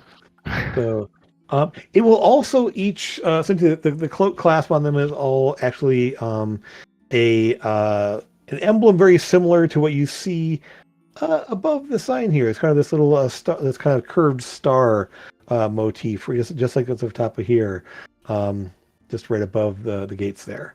It's sort of a star, but it's the points are all kind of a bit of a circle. So. As it's sort of one of the symbols used for Agiris. So, no theme, no gift, no indication of who they're from, but they are all sized for you, well made, well done, and able to essentially you tuck them away or use them or however you wish to I know some of you already have cloaks, but we'll see. Um, anything else you're going to go on the way out there? Any other last minute things here? Yeah. You will receive a sending from the ship. Captain will let you know that they are within sight of Necropolis. They should be there within the hour. But they are closing in on the space there. They've and well, Lucas will just say it to you because he sent it to you last time as well. You will hear like in the sending the wind whipping like while he's talking. So you can tell they're moving at a pretty high rate of speed at least. But with that, as you guys prepare to make the jump there, as the ship is on approach there, we're going to go ahead and cut the break. Awesome.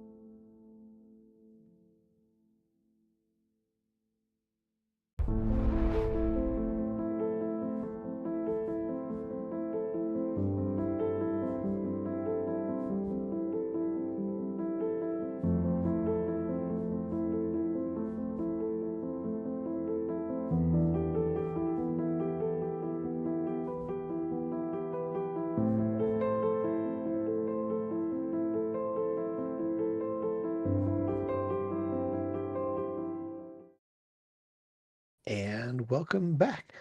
The party has essentially, while finishing up their preparations in Agiris and getting a message from the captain of Captain Sterosh from the Serenity that they are en route and should be at the Necropolis within the hour.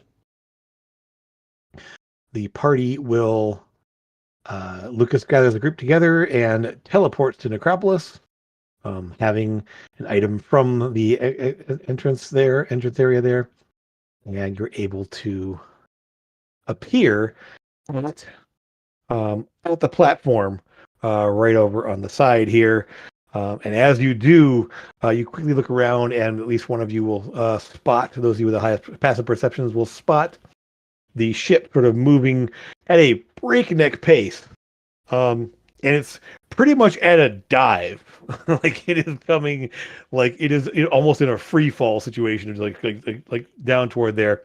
You know, it's not any creatures chasing it. No, they don't see anyone. They don't spot anything. Yeah, I Okay. mean, they're trying to get you guys within a day, which would normally be a 2-day travel. So, the ship will then level out and slow down pretty drastically. As you do approach, you will see there's nobody on the deck. Not even the captain. Just Ale at the wheel, and Ale is actually strapped into the like literally like tied into place there. Her like crest and feathers is just this total like windswept mess, like poofed back from her head there. Giggling hysterically. Yeah, she just the wide smiling face, the wide eyes. She's wearing the aviator goggles there to protect her eyes. And she's just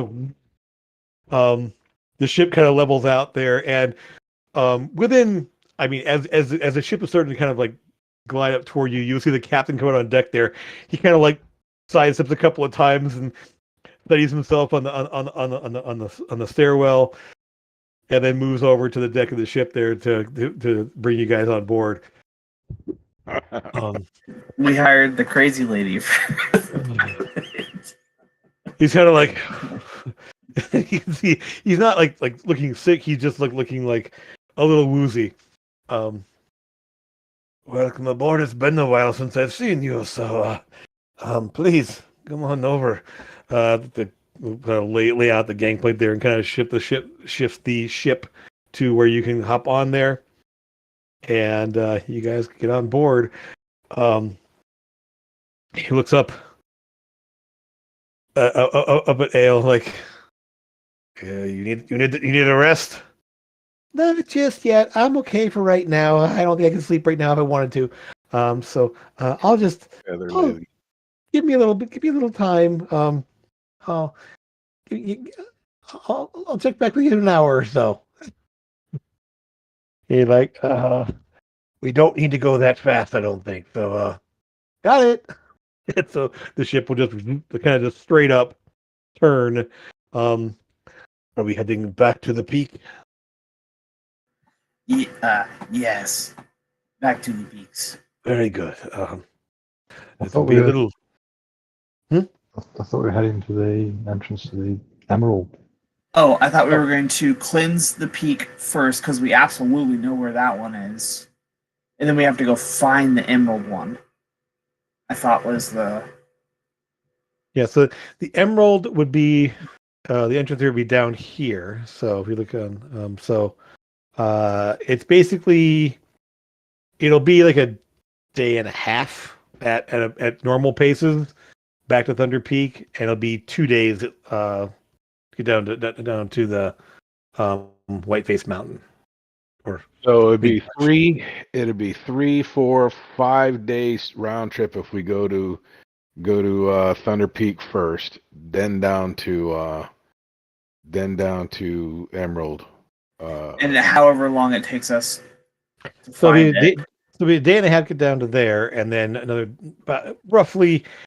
Looking on the map, it'd be about a 2-day because it's a triangle here. So basically, it'd be a day and a half to get back to Thunder Peak, and then roughly 2 days down to Aurea. I think we need a conversation because Lucas obviously had one thing in mind, and then.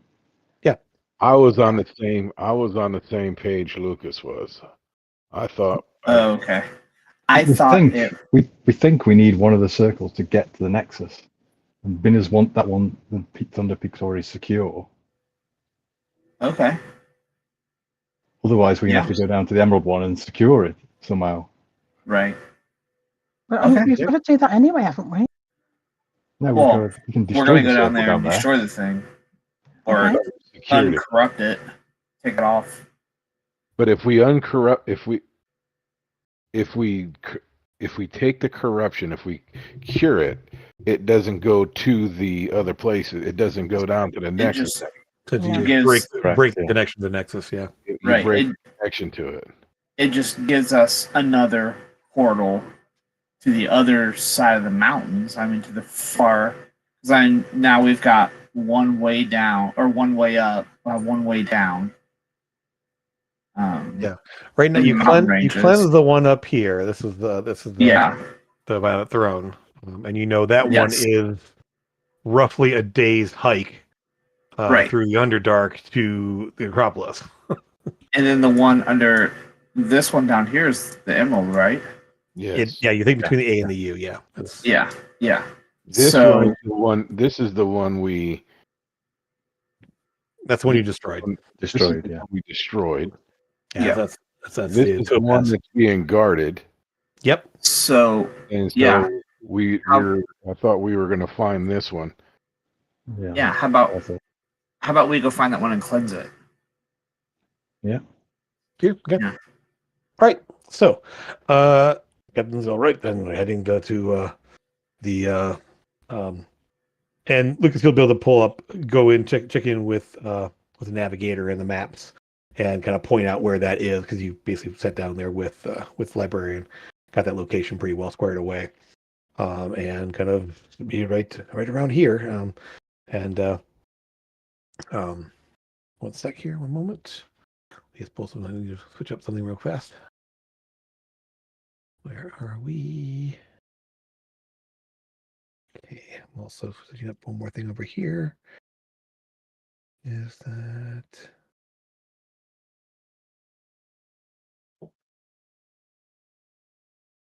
Yeah. All right. So, as you hop on board there, it's been a while since you've been on here. Everyone looks pretty much intact and none the worse for wear.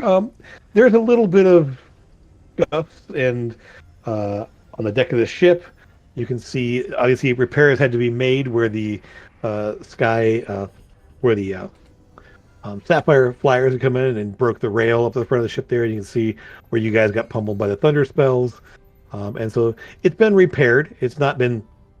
You can still see where it was damaged, but the railing has been replaced, and the decks have been fixed. What's wrong? What's wrong? I can't hear you, Bernie. No, it's all right. Okay, You I went didn't then. know. Sorry. Okay, I saw a lot of words being Me- changed. I wasn't sure what's going on there. So okay. Sora and I were on the same page, and then Okay. everyone else was on a different page. So I just saw it said Sora can't see. We can't see the ship, and I'm like, how can we not see the ship? We're on it. I was confused. Oh, She I wants you didn't bring to up the put actual the- deck of the ship. So yeah, it is. Yeah. Oh, No. At this point, the ship's just flying. So to pull up the deck of the actual ship, when we're actually getting in combat with the ship. We're not doing that so far. Darn it, where is this? Make sure I have all the right things set up here. I'm looking for Bert because I'm guessing after that velocity is not okay, and I want to go check in on him. Bert, so you will find when Lucas goes to kind of point out on the maps there, Bert is essentially, you can see that the tail is still kind of ruffled, kind of puffed up. He's definitely showing like a little bit more like weary and kind of on edge by the look of him there. Kind of that nervous looking cat appearance there. Mm-hmm. Bert's basically there. Hogarth doesn't seem to mind. He's just like, "Oh, you're back. All right, cool." So that was a fun time, wasn't it? Yeah, we made it across the way here, probably record time. Mm-hmm. And Bert just kind of like gives a little shake and just is not talking currently to anyone. It's obviously not being pleased by the turn of events there. But Hogarth, he's able to kind of, we should be able to make it in 2 days' time. We might have to do a little bit of drifting to get a little recharge here and there, but I think the captain and the pilot and our mechanic there can get that all taken care of. But we should be good. Yeah, yeah. Um, uh, After as the ship is moving on there, it's moving pretty quickly. I mean, not the crazy speed it was going there, but moving on a pretty good pace. Um, no crazy dip maneuvers or dive maneuvers that you can see there. But yeah, you're able to kind of start heading southeast from Necropolis. It doesn't hit Grim and S. You will at some point, kind of looking through the mountains there, seeing there, you will spot a couple of things in the mountains as you're looking there.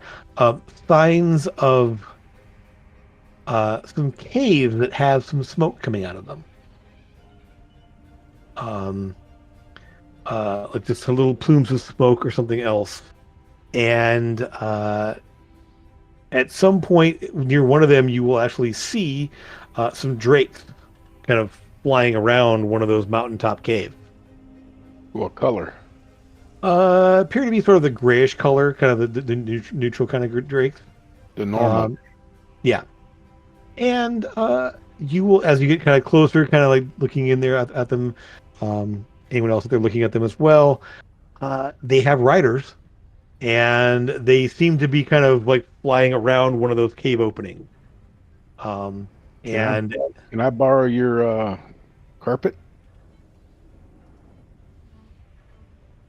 Yes. Can the carpet outfly the ship? Can I catch up to the ship? No. Depends how fast it's going. No, the carpet's I mean, not as fast. Not as fast, but it moves fairly quickly, so you can essentially, the ship can slow down to for you to catch up. You will, as you look at the curve there, you will see, they have riders, and you will. What color are the riders? They have. Seem that you don't know the Dragon Rider regalia so much here, but you can confirm those are the Drake Guard. They seem to be at least flying around one of those cave openings. Not currently in combat, you can tell. They're not doing anything fighting wise, but they're definitely flying around the opening there. So they're patrolling it at least. Okay, I thought. Never mind. I don't have to go flying after them. I was just gonna see what was going on, but that's all right. Sora's shaking her head no. So. So,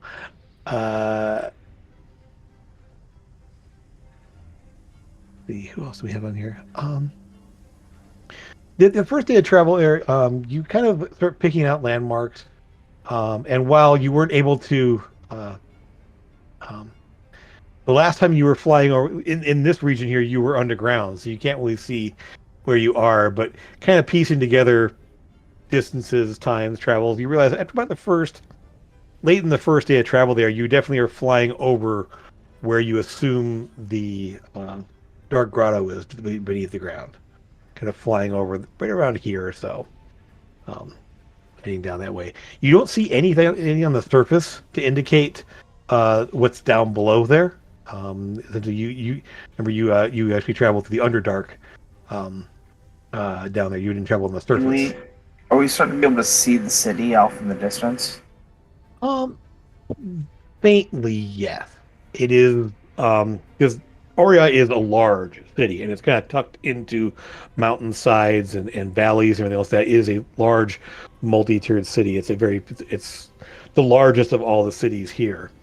And knowing what you're looking for, you can definitely spot it. From a distance, you don't see anything wrong with it specifically. So yeah, it's impossible to tell. It seems like it's off there in the distance. There's kind of shining, tall buildings, shining golden city on the ridge.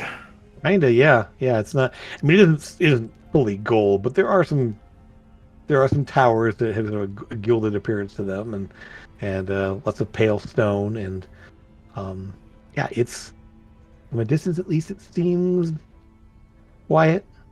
There's no no plumes of smoke coming up from anything else. It's just there off in the distance. You can see. As sun sets and you're able to, and it is evening time, you're able to have some food. Una will apologize for the fact that their stores are starting to run out of bits since they've been traveling so much, and it's still very good food, but she's still apologizing that it can't be something better. It's fairly average, like stew and biscuit type fare. Still tasty, but nothing I will fancy. help in the kitchen by making a horribly spicy bugs that Bugs? are yeah. Okay. Like some underground like grub mush Sure. type of thing that is just like way high on the skull level. Like She just sort of looks at it and Sora, didn't you bring some spices back for the chef, the cook? okay. So Una's very happy to claim those there. She does sort of like look at what you're doing there with a bit of trepidation, and well, she doesn't like kick you out of the kitchen. She does sort of like making sure that what you're cooking goes on the surfaces or anything else that she's preparing other food on.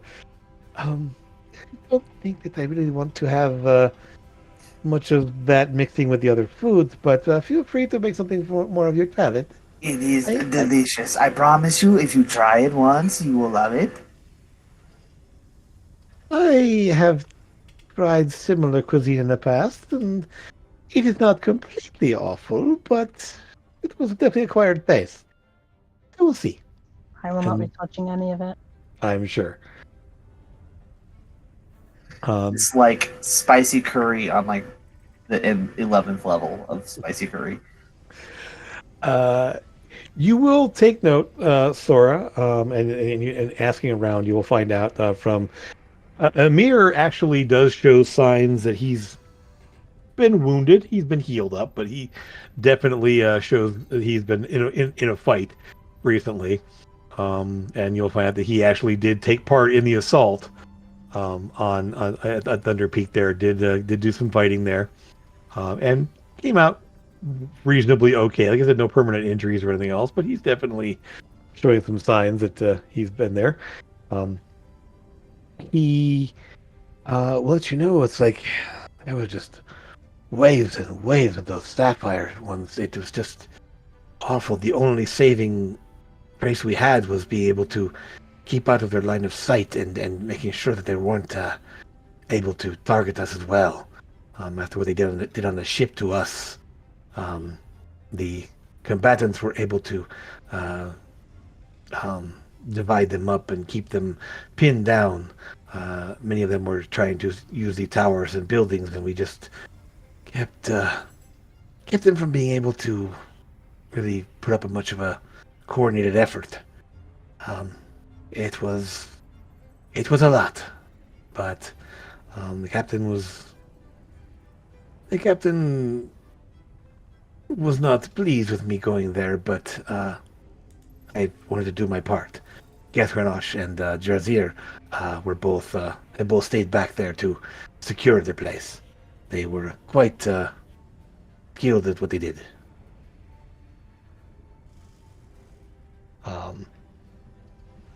And other than that, as I said, the ship shows signs.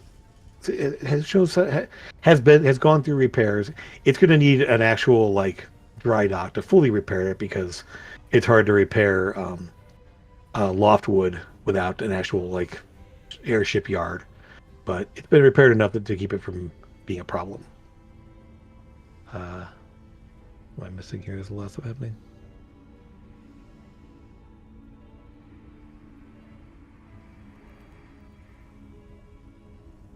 Okay.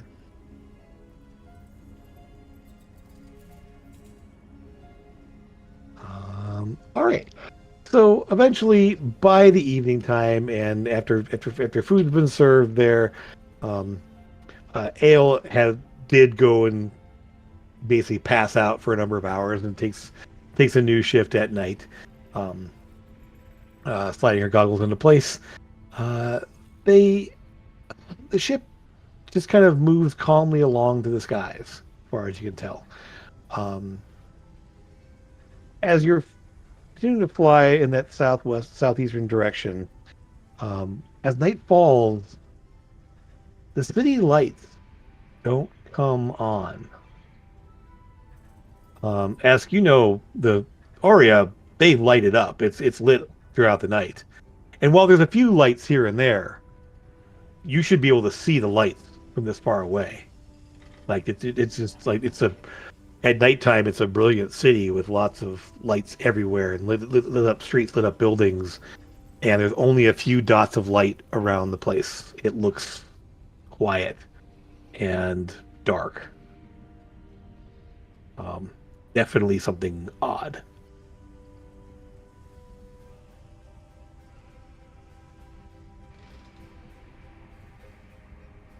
The whole of the city is maybe lost. It has never been that dark before.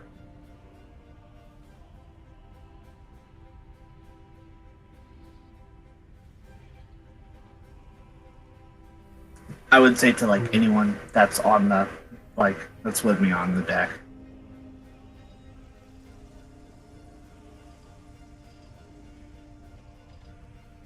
One sec here.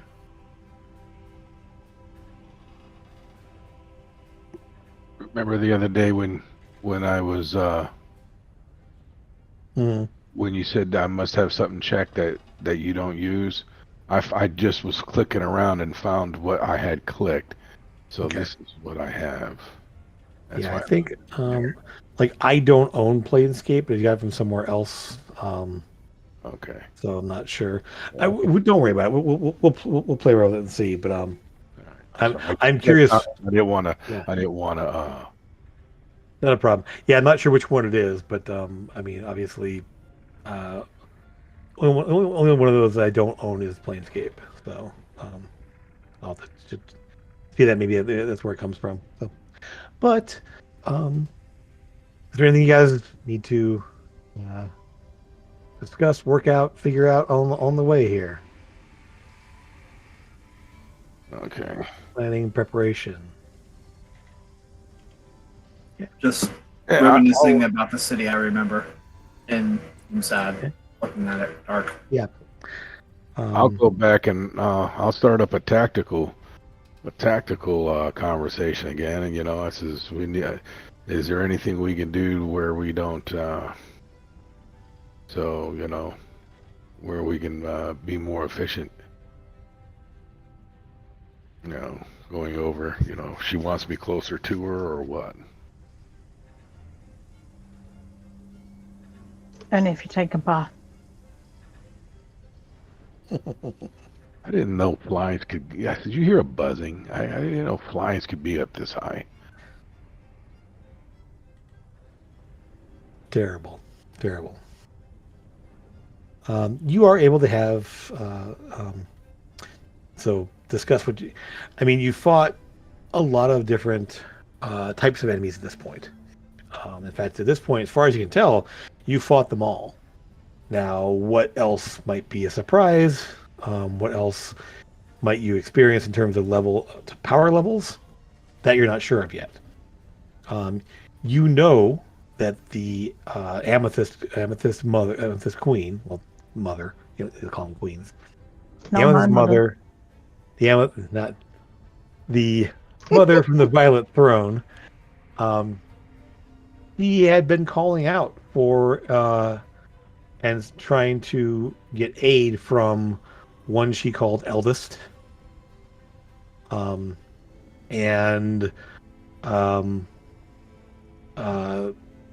mentioned something another one called Elder. The one you fought there was designated as Prime, the larger one that you fought there. But there was no indication of what those other ones were.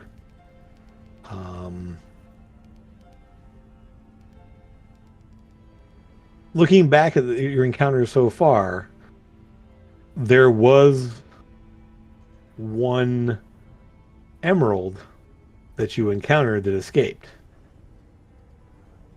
The one at the tavern in Zinkrell. Yep. He jumped into the pit and escaped. Escaped or died? Oh, I thought he died. Oh no, there was no body left behind. There were two amethyst entities, but the green one, the emerald one, was disappeared. Didn't he go through the teleport thing? He went essentially into the black pool, and then He jumped into the tentacly ooze monster in the basement. Yep. And then disappeared. Where the other person that fell into the pit got shriveled up into a husk and disappeared. That way. The emerald didn't do that. The emerald looked like he was fine. He just disappeared. Yep. And when the black ooze was gone, he was gone as well, and there was no body left behind. So, any other information to pool or questions you have about people you've run into so far? Any information you've gotten here? You have had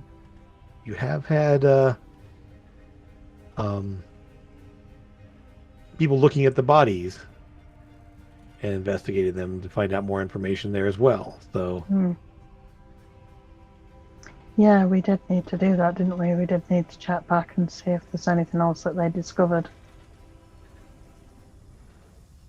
Essentially, I would say in your times resting there, we'll just kind of backtrack a little bit there to Agiris. And the time you had there, the Queen would have provided you some information that had been determined from examinations of the bodies. And this kind of confirms some suspicions you've had so far is that the human, or sorry, the dragonkin, people that were enthralled, ones there, had some varying degrees of changes to their bodies. Some of them had just very minor. Some of them had a little more extensive, to the point where they had actual differing, the strange little black membranes over their eyes and some sort of strange dark mass in along their spinal column, up in their brain, throughout parts of their body. The ones that were just under the thrall there didn't seem to have any permanent changes or anything else, but those other ones, definitely those were permanent. They are physically changed in some way. So they weren't able to find a way of reversing the physiological changes? Not well, because they only had bodies. They didn't have the ones that they recovered from the temple there. They are still working with them. They're not. Essentially, they're under guard. Really, what they are right now. They really can't. They're not operating on them. They're not experimenting with them or anything else like that right now. But they are sort of keeping them contained. And anything they tried so far, they've been fairly unresponsive to. No magical healing seems to remove it. Remove curse doesn't change it exactly. Greater restoration doesn't seem to have any drastic effect on them. Wow. But they are ruling things out, making some sort of progress. The ones that were enthralled, those kinds of magics do bring them out of it, and they sort of snap out of their cool thing, and have no memories of what happened to them. Their memories are just blank. They don't know where they were. They don't know what they were doing. Wow. Is there any way of knowing whether it was a parasite in the brain or spinal column that began the physiological changes, as we suspected? In the bodies, it's inconclusive. There's no organism. They can't just remove an organism and find it there. It's more just there's a mass of black. It almost, for lack of a better term, it almost looks it almost acts like a cancer. It's an invasive bit of tissue that just sort of adapts and grows and moves and alters things. So it's not, you can't pull an organism out and say this is the cause of it. It's more just like it's kind of something that's in there and it just starts to grow and change from the ones that were there. Now the actual like gemstone dragonkin bodies, they have completely alien physiology. When they pull them open, there is their bodies, like their bones are sort of soft and malleable and black. They don't have the rigid structure of normal bones. Their bodies are still intact, but they aren't like rigid skeletons that normally would be there. So like tentacles? Not full. It's sort of it's basically think of it like hard, like almost like tire rubber. That sort of it's a bit bendy, but still stiff and sort of that black consistency there, like the ribs and the bones and everything else of that. Some of the organs are modified and changed, having odd functions. They're not sure what they do. They're not normal anymore. And again, these are the gemstone dragonkin that were actually like had powers and everything else. They all had very enlarged and odd brains. Like they definitely had more brain material essentially. And it was kind of shot through with like strands of black goo almost throughout their heads. I'm so glad my brain didn't do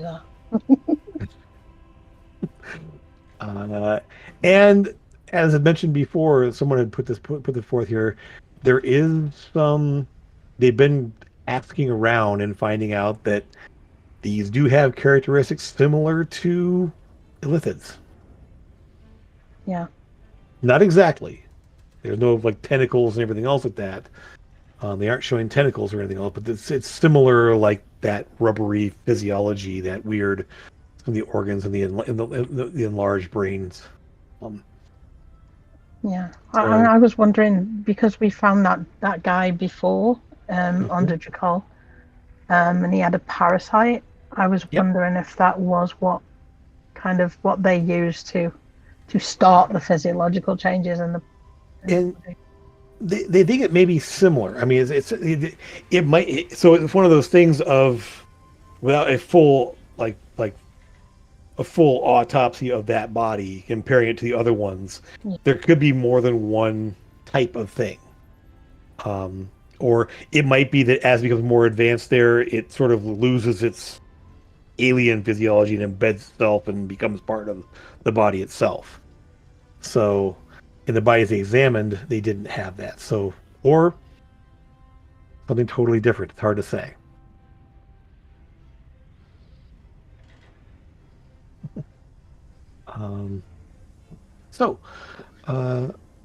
Again, that's all the information that you in the reports that you got so far. I mean, based on your experiences, they are somewhat resistant to psychic and resistant to all magic of any kind, but psychic especially. They all seem to have psychic abilities of varying kinds. That psychic blast. Yeah. You've seen all different types do that so far. The only one that hasn't done that so far that you can tell is the Sapphire. None of them did it. None of the Sapphire Dragonkin use that ability. But that just does kind of link up with the changes to the brain and stuff, the extra activity going on there, and the black stuff was the. Yep. So they have that in common at least. Yes. So you get your rest. So morning comes, and you're roughly. You actually, Grim and those people up on deck there will see the river to the southwest. Sorry. As you're traveling along there, you will see what looks to be a series of mountain streams and waterfalls that are sort of like pouring out of the mountain and forming into a river that starts spilling off in that direction. It's not just one source coming out; it's multiple. You just see like there's these towering waterfalls cascading down, and like what seem to be streams there, and they all sort of coalesce at the base of the mountains, and then start to flow out that direction there. So it appears to be that's the source of the river is not just one, but multiple sources along here. About 10 o'clock or so, there is eyes and ears will pipe up saying, a delivery has arrived. You might want to go and see what it is. And pointing to the chest there that comes that linked up with the Quillen chest. Check it out, and you will find 3 Manatech items. Awesome. One of them being a belt that is sort of heavily, heavily kind of blue metal plates, blue like blue lacquered plates, and bits of leather that kind of form there. It is the Death Ward belt. Does it look like a wrestling champion belt? Kind of, yeah. It's that thick. Yeah, it's that thick there. It's sort of kind of this almost like a circular area in the middle there, where actually you will find actually the accumulator is on the back side of the belt, but on the inside of the kind of the disc in this middle there is the spell plate on the inside of the disc, essentially at the stomach there, and then the conduit material winding through all the links to the accumulator in the back there, where it's protected in the back. But yes, so I will have that in your character sheet next time. Amethyst, you will get essentially a rod. It's almost the size of a microphone, almost, that you'll be able to speak into. Is the rod of tongues, the tongue spells there. So basically, you can kind of just speak into it there, activate it, and yep, don't even. Ideal for a lesbian character. Yes.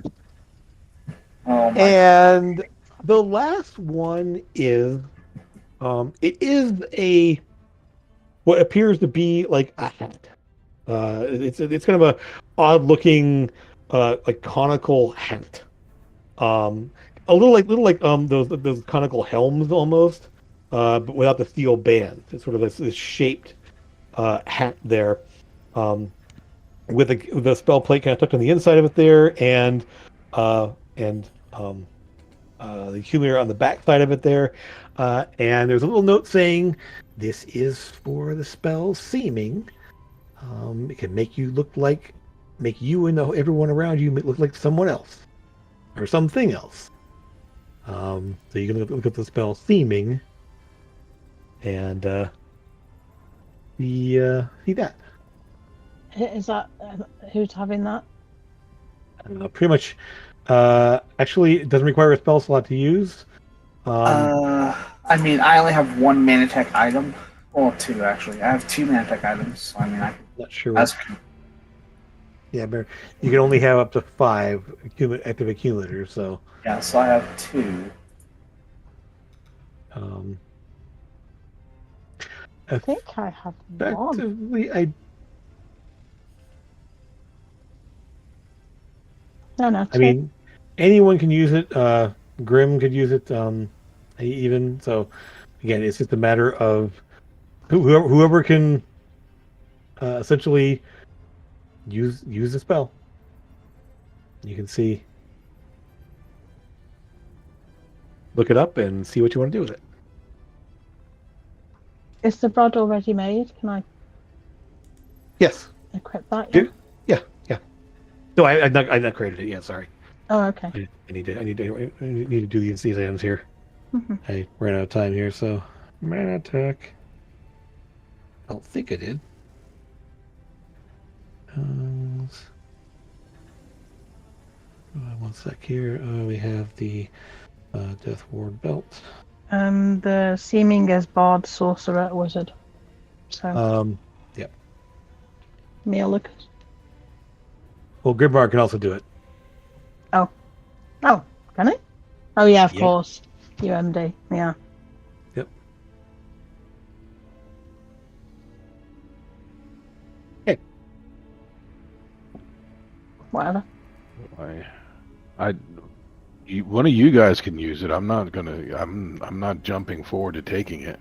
Yeah, I mean, it's something that basically someone who can use it, wear it, and use it. It's something for the whole party. Essentially, it's just somebody has to use it and activate it. I've already got. Who isn't already wearing a hat? I've only got Have you got the Saddle of Summoning as well? Because that's a 5th. I don't use that one though. It's in the... Yeah. Oh, of course not. I didn't need that one. I've got. Nobody wants it, or is nobody's needing it. If you want me to, I'll take it. I'm happy to have it. Oh, I'm actually quite excited about it. But if you want it, you can. I just was, try not to be greedy.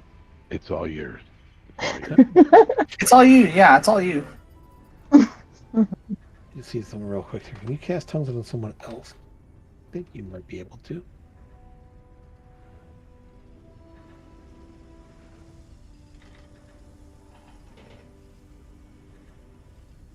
I think so. Yeah. Yes, range it's touch. touch. Yeah, so essentially, you can just, as I'm like, speak into the microphone and then grant the spell tongues. Nice. So yeah, all right. So over the course of the rest of the morning and into the early evening, the sun begins to set. And kind of off in the distance, you kind of see, as you're flying, you can kind of see the Dreadmarsh beyond the mountains there off the side there. You can even barely make out the murk way off in the distance. Just kind of this blue expanse of water out there. You don't see, you can't see any details of people or anything else there, but you can definitely see just the green expanse of swampy area out there in the blue beyond, the mountains beyond here, and you still see Aurea off to the port side of the ship. But up ahead, you will see a large mountain, and it stands out. And you just see this dark, very conical looking mountain, but one side of the mountain is just a gleaming white stone. It looks like it's frozen. It looks like the snow-capped mountains before, except for the whole side of the mountain is this white, gleaming white color. And the light of the sunset there is picking up more of like oranges and pinks of the sunset as the sun's going down there. But you can see it just off of the side there. The captain does call out that I think we're approaching. We should be able to land nearby, and keep close by at least, ready to take off if needed to. But I don't want to be separated from you as far as I can. If you do need to go somewhere else, tell us where to meet you. But we will be here waiting if you need. And with that, you can see as this mountain looms larger and larger, it will sort of come down and come to rest at the base of this mountain. And Eisenier will be the first one to point out that he's super observant. He's watching closely. He will point out a series of cracks and fissures at the base of the mountain. If there is a place to descend into the depths, you may wish to start there. I don't see any cave openings, but it might be something along those areas over there. You It can might kind of not see be a cave. It might just be like a fissure. It might look like a small fissure that we can walk through. exactly. It's hard to tell from this distance, but there are a number of cracks over there that might serve as a way down. Yes. But I will leave it to our more spelunking type of people there, kind of nodding to Grim and Esk. The ship will come to a rest, able to head back out, and the ship sort of just powers down and seems to almost groan under the weight that it's been pushed through. It sort of settles and shifts, and everything comes to a rest. And you see before you the massive mountain up ahead there, and the hills all around, scraggly trees and bushes and shrubs. And at the base there seems to be large cracks and spaces along the base of this mountain ahead of you. Would you like to... I'll start heading for one of the fissures. Yeah, I want to look see if I can see like any signs of anything on any of those. Sure. Give me perception, survival, or investigation, whichever you guys want to do as you're approaching. I'm assuming Satara is detecting. Yes. Yes. Weed. I'm using my senses. First roll back in almost a month, you on a roll that freaking 2. That's okay. I will say, even with a roll like that there in survival, you do not see signs of foot traffic. People are not walking around the space. You are fairly certain there is no tracks or traffic of people wandering around. You're almost immediately certain of that. There are no trails, not even really game trails, which is odd. And you do notice there's kind of a lack of. There's some birds chirping. I mean, some evening because it's getting towards sunset there. Can we hear the call? How strong has that gone? As you're all focusing on looking around, and you immediately hear it. And it's been sort of like nagging at you. Realize it's been nagging at you for a while now, and it's until you start to actually think about it that you realize it's there. It is just that low sort of raspy grinding sound and the voice of come, join, consume, destroy, grind, rasp. There's all these really weird noises that you realize are just sort of like low draconic rumbles that you all recognize the words now. So all of us, even me, and even Lucas? I would say, Grim, you do not. Lucas, you definitely hear it. You've been attuned to this for a long time, so it's there. It's not that it's there's. Oh. You are not being compelled by it, I would say. But Grim, yeah, you've never heard it. And all this time, you've never heard it because of your ring. It is telepathic in nature, and you cannot be messed with telepathically, so you do not hear it. It is not an audible thing. It is literally inside your mind. So, then, Lucas, you will spot a number of odd alterations to the mountainside. Like, you think that there may have been something like maybe carved into the mountainside or something that at one point that has been changed. Like there's obviously a collapse section, a sign that there was more here and it's partially collapsed. You don't know if was dug away or with tools or was a natural thing that happened there, but you definitely see a slump of the mountainside. The stone has collapsed in one section. And Amethyst and Grim, kind of following that space there, Grim, you think what you're seeing there, there was probably an actual opening, almost like a cave opening, that has been partially collapsed. Like there was a larger space there, but you and Amethyst, kind of looking at that, are spotting. Over time, it seems there are a number of other cracks that they seem to be fairly large. Some of them, some are only about a foot or so, maybe 2 feet wide. But there are a couple that are good 5-6 feet wide. And kind of go up into kind of like raise up maybe 10-12 feet even.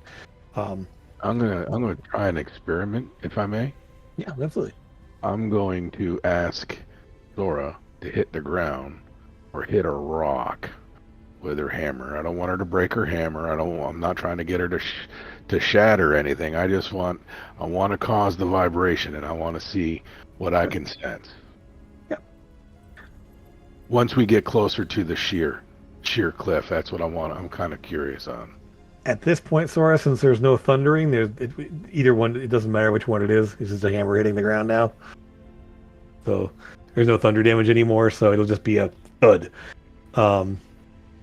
So you see Sora, which hammer do you pull out? The Crystal Guard or the Cloud Strike? Okay, that's fine. Crystal Guard, it was the left hand, I think she would put up. So you put the Cloud Strike there. So pull out Cloud Strike there, and you all sort of like as you expect to hear there's a thud. No thunder. Huh. There is a heavy thud as it hits the ground, and kind of the soil kind of puffs up around it there where you hit there, where kind of rock gets driven down versus the ground there. Solid strike, solid hit. Although you need to change the thunder damage there. But I'm not trying to. And the thunder, the thunderclap would have been nice, but I am trying to see if it vibrates and if I can see what kind of goes down into the crevices a little bit.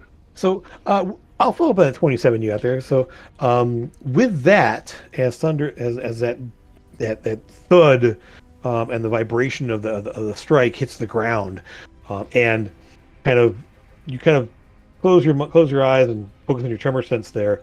One of the larger cracks, one of those larger fissures there, does seem to be an opening that goes down, that goes to inside. A few of the smaller ones are just kind of surface cracks, but one of them definitely seems to be an opening that goes into the mountain partially. At the edge, so as far as your tremor sense can detect. Okay, so I'm going to suggest that we go down that way. Yeah. Let's go that way for sure. After warning them that we're coming. Yeah, sure. I mean, you just if hit the ground. It wasn't yeah. a thunderclap. I mean, you just hit the ground. You're not making a loud noise, but us talking probably makes more noise than that. Well, some of you talking. Yeah. You are able to, as you kind of, one of the larger fissures there, you're able to kind of look in there, and it is dark inside. Your vision shift, and you kind of see in the dark spectrum there, and you realize it sort of like goes down, and this uneven crack does open up into what appears to be a passageway of some kind. Very uneven, very jagged and odd, a little tight in some spaces. It opens up in some others, but you can just see in that first 30 feet, basically it's just sort of this jagged, messed up crack that will eventually open up into a little bit more regular looking passage, a tunnel of some kind. Okay. Did Sora get through it okay? Sora can get through it. It's a little bit, you have to kind of duck in a couple of spots and kind of work our way around a couple of things here. It's a little tight, but it's not impossible to move through. So you're all, yeah. Okay. With that, you're able to kind of move into the dark spaces and able to see where this leads. Any preparations moving down. There is no immediate presence. You don't sense any movement, Grim. You don't hear any voices or footsteps. It's very it's very similar to the other tunnels you've been in here. There's that oppressive silence, and then very quickly the weight of stone above you. Those of you more prone to claustrophobia are going to have a bit of a problem. It's comfy. It's good. Yep. Yeah, you have no problem at all. You're A, the smallest person there, and B, you've been in caves a lot, so Grim, kind of thing with you. Well, tight squeezes for you, Grim, but not too bad. Only 125 pounds, but Yeah. still. Pointing. I don't have issues taking point, and I can see the 60 feet plus other stuff. So Sure. Yeah. I'll be right behind Grim.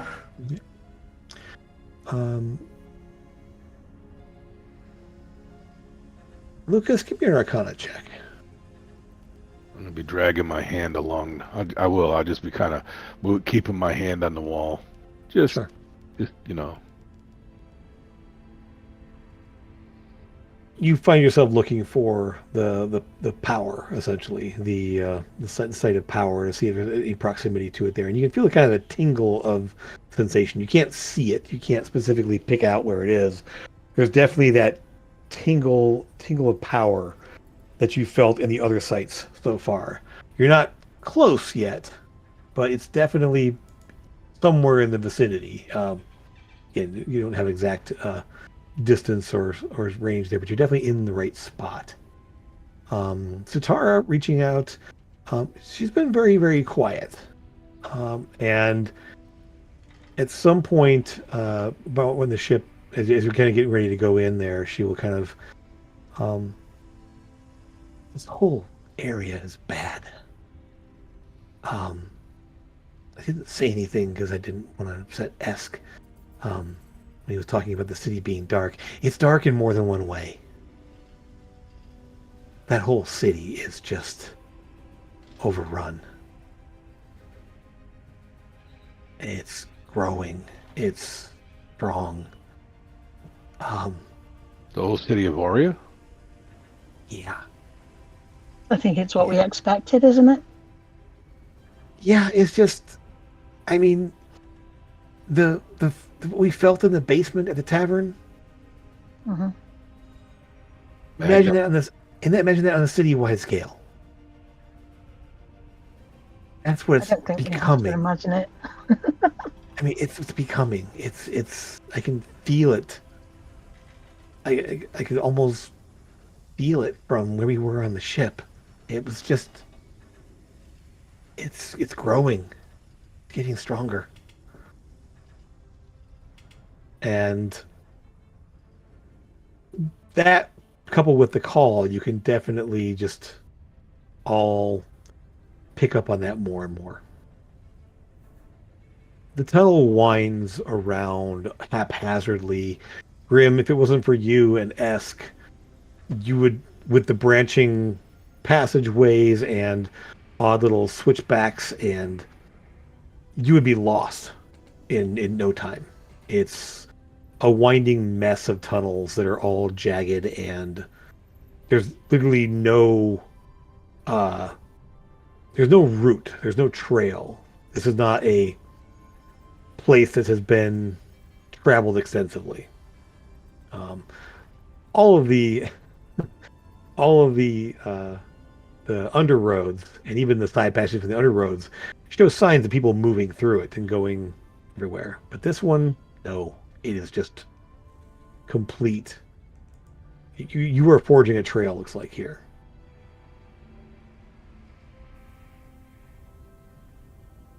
Between Lucas, Satara,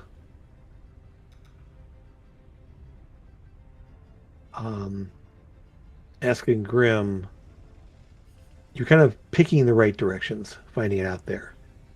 And Amethyst, at one point, you, telepathically, specifically, hear a voice. I know you're there. Come, join us. We could use people of power like you. You'll serve nicely. We will definitely be able to incorporate your skills and abilities into our little collective. Am I able to respond? Sorry. I You saw could. that you finished. You could. No, you could. Yeah. I'm just going to say I'm going to use everything that I've got, my skills, my abilities, and everything else to take you down. It'll be fun to see you try. Your efforts so far have been effective, but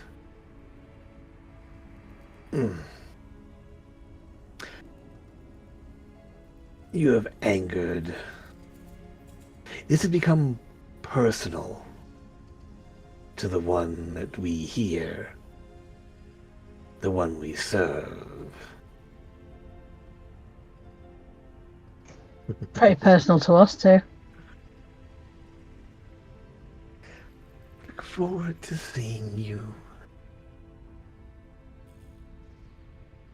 And yeah, there's what? Give me a insight check into this.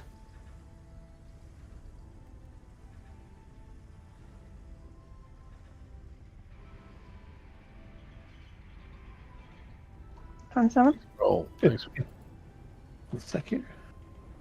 I'll let the dogs out. I'll be right back.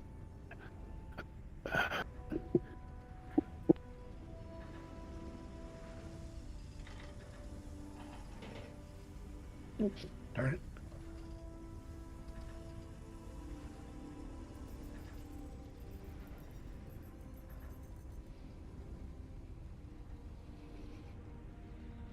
Okay. Do anyone know that you heard this? Huh? Do anyone else know you heard this? I will when it's done. Yeah. It's done. It quiets down there. You don't Alright. think. Yeah. I'll With definitely tell with the them. insight there, with that insight there, you're certain that it, they don't know where you are exactly. The voice is only just reaching out. It's more of a proximity thing, not I know where you are kind of thing. Mhm. Get the impression that they can sense that you're out there, but not where or how close. Okay.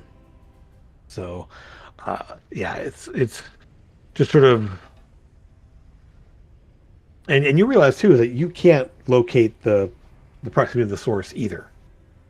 It is just somewhere out there, unable to really see what, unable to sense where exactly it's coming from.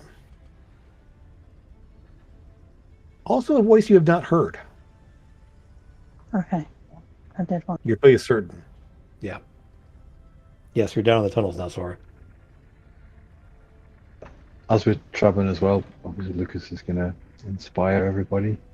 Okay. Yep. You Yay! go ahead and What are we take up your to temporary now? hit points. How many It is was- it now? 20 now. 20 Exactly, yeah. points. I like that. You're going to sit? I'm confused. You guys are moving through the tunnels down. Sit. You're not going You to said- sit. Okay, so you sit down Why are you going to sit? You're not going in to the sit. I'm in the gonna tunnel. go. Okay. No. No. Keep walking.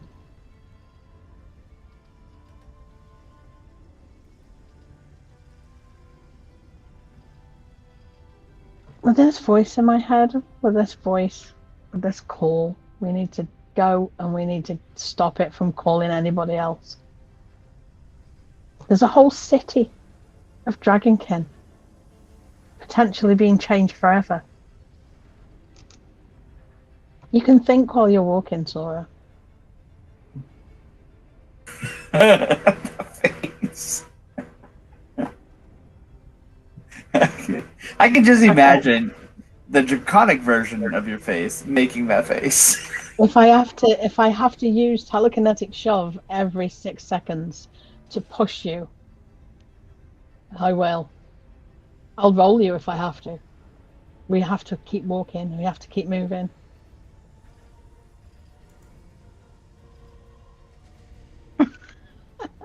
I'll hold Sora's hand and pull her along. I mean, if I have to tie a string to your leg and get Lucas to levitate you again, I will. Maybe. Yeah, if you're like scrape, crunch, bang, crunch. Yeah. Along Yeah, the as- ceiling. Uneven tunnel. Haskell will pipe up and be like, maybe we move a little quieter. Yeah, it's difficult. Sorry, you find your plate scraping along stone here and there. You're not being quiet, but you're also not trying. You're not tromping around like running through the place. There, you kind of having to move slowly and carefully anyway. So there's a bit of like scraping and grinding as you rub against the stone there. You will you definitely start to lose track of time. You are seeing more and more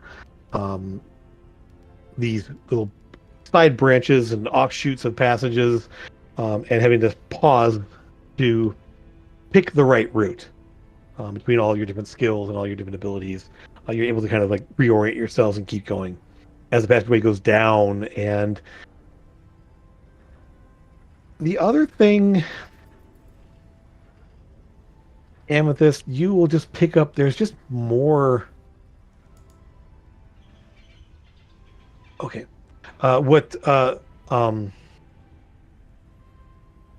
you will pick up more and more just psychic static, for lack of a better term.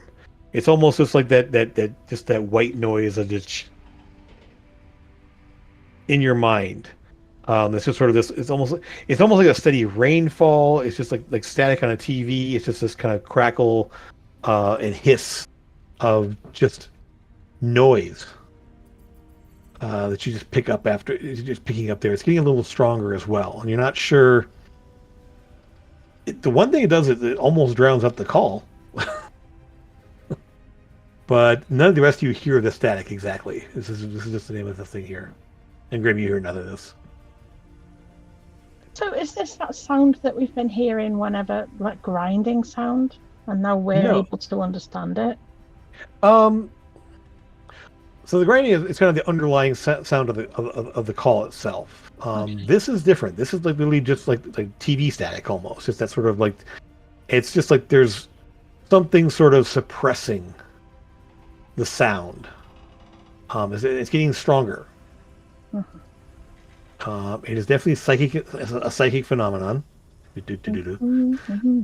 Yep. And that's why no one else is really hearing it. You are all still hearing the call normally, but for you, it's almost suppressing the call.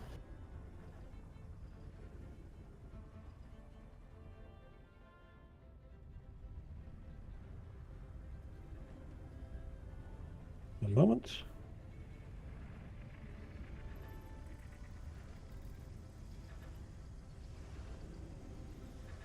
Okay.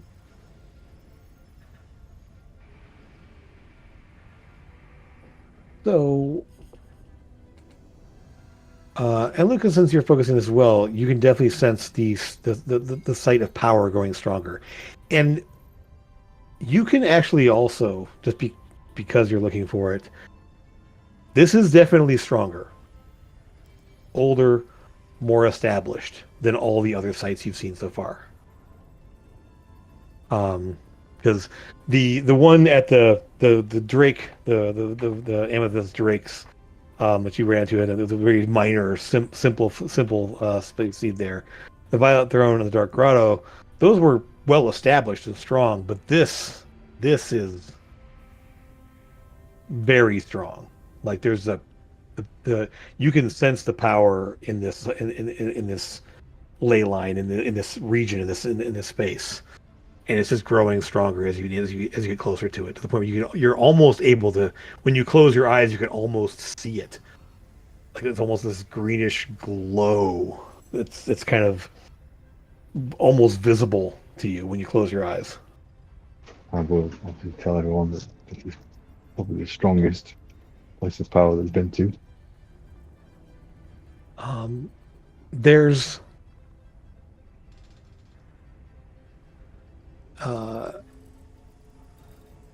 you will come into a space.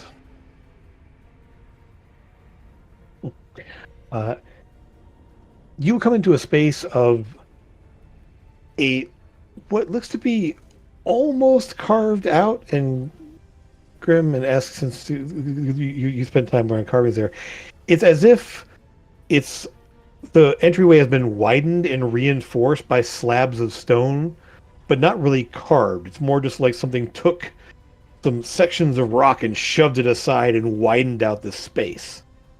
And while it's stable, it's definitely not well made. It's like someone just took rock and just pushed it into place there and left it there. And there is a larger open space beyond that. I'll ease my way in. Yep, there's no easing. It's a good 8, almost 10 feet across. It's almost 8 almost 10 feet high. You're able to kind of walk in there, sort of look around here. Yeah, Um, when and I say ease, I'm just saying I'm not going to walk walk out slowly. whistling Dixie type thing. Right. You know? You're not gonna Sora this one. Gotcha. No, I'm Yeah. not going to do a nanism on it. No. Super stealthing right now. How long have we been traveling up to this point underground? It's hard. It's been hours. You're not sure exactly how long. If you kind of tick back through time there, as you got time, pretty good time sense there with being a musician. It's got to been like 6 to 8 hours, somewhere in the order there. It's been a while. And it's distance wise, probably a good half a mile, quarter, maybe close to a mile down between all the twists and turns. Well, that's not as far as I thought. Not as far as you thought. A mile still real deep. Still, really, yeah. It's like, you're definitely feeling the presence of the stone above you. Yeah. But Is it green yet? you will at this point now, kind of looking around. Again, you're using dark vision, so there is no color. Yeah. Okay. Do I sense the change of the rock? Do I see the angles in the rock to where it looks like it's crystallized? You will see definitely more presence of crystals in the rock around you. It's becoming more. The rock type is changing. I will say that because you know stone well, from just like chunks of like granite and like kind of dark colored granite. There, you are now kind of like you're seeing variations in there, and actually seeing like embedded crystals within the rock somewhat there. Again, you can't see the color of them simply with dark vision, but you can definitely see the presence of them are getting stronger as you move in. There's also a strange bit of warmth. The air temperature is increased here. Not unpleasantly, but it's definitely warmer. Yeah, it should be getting almost colder. Yeah, there's definitely a sense that there's some warmth somewhere in the region here. So, I'll do my best to inform everybody of that without making a lot of noise. Okay. One moment, please, while I make sure the next space is on now. I need to turn the music off. So you gave us our 20 extra hit points, right? Yeah, you should have had it. Yeah. Temporary ones, yeah. Temporary, yeah. And inspiration, is that what inspiration is? Nope. Inspiration is you're essentially you have that start of every game. It's your one free reroll. Oh, okay. All right. Lucas is going to use his boots and cast non-detection on himself. Cool. Okay. Well, in that case, you will see. Let me just go ahead and put you in a space here. The chamber beyond you, as you move into this open space here, there is an uneven like stone floor, and the chamber is kind of uneven and larger, but uneven like lower patches of ceiling over here and a jagged piece over here and stalactites, and odd bases, odd spacing, and the whole thing is off-putting, and there are no right angles here. There's no carved areas. This is all just sort of jagged, odd spaces that kind of mess with your sense of proportion and distance. And you will start to see a bit of a glow. A greenish, pale glow, not from anywhere specifically. It's just sort of it's sort of a, you can't see a specific source of it, but there's like a little bit of play of green light off of this wall over here, and then a bit stretching across the floor over here, as if maybe some sort of a room that's off that way is casting light in an odd angle, making it even harder because you're now seeing like your dark vision and your your normal vision overlaying, and the whole place is just absolutely confusing to your senses and to your eyes especially. Grim, you kind of find yourself sort of closing your eyes and kind of feeling out the walls and kind of getting a better space of it there by ignoring the play of light and color. But you hear the sound of the call is lessened here, but there are footsteps, just scraping footsteps. People walking around, moving, not in any direction. Again, the angles of these walls, it's hard to tell where they're coming from exactly, but obviously further in. And as you slowly move into the space, they're trying to find a way to stay out of the light. The floor is like patchy cut stone. Like someone actually made a bit of a flooring. And there's little bits of strange fungus and moss kind of in between the stones, and the gaps are almost making sort of kind of making a bit of an uneven surface there, but there's a weird little sponginess to some of the spaces there, and the rocks kind of give way as this chamber is just, the space is just adding to the unearthliness, the weird sensations of everything around you. I'm going to move you into what that floor looks like here. Let me just kind of show you what this, and put yourself up in that sort of top left area there. You kind of see what the floor, kind of drag yourself up into this space up here. Yep, exactly.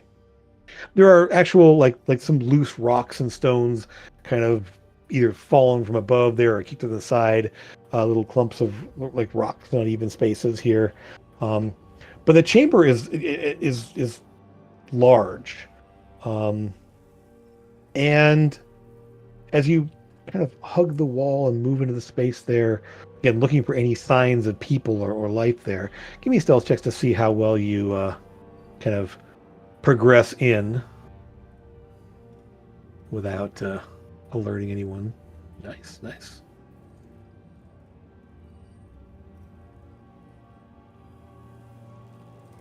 Okay. Sorry, it's fine. You having to move very, very slowly. You're going to be, as you are trying to move somewhat stealthily, as everyone else is there. I'm going to move you toward the back, actually, because you're having to move slower in this case. And I'll put use the carpet, because then at least you won't have to be walking. Clang. I will say the carpet is going to be a little tough in here because, again, the angles and ceiling and all that. I mean, you kind of like hover across the floor and just kind of hug the floor there. You could use that if you wanted to. That's fine. No, so we're not going to. Okay, that's fine. Okay. As you enter the space here, you will see ahead the green glow gets stronger. You will see. I move a little space here. A little more ahead of you. And the green glow sort of comes from a little bit,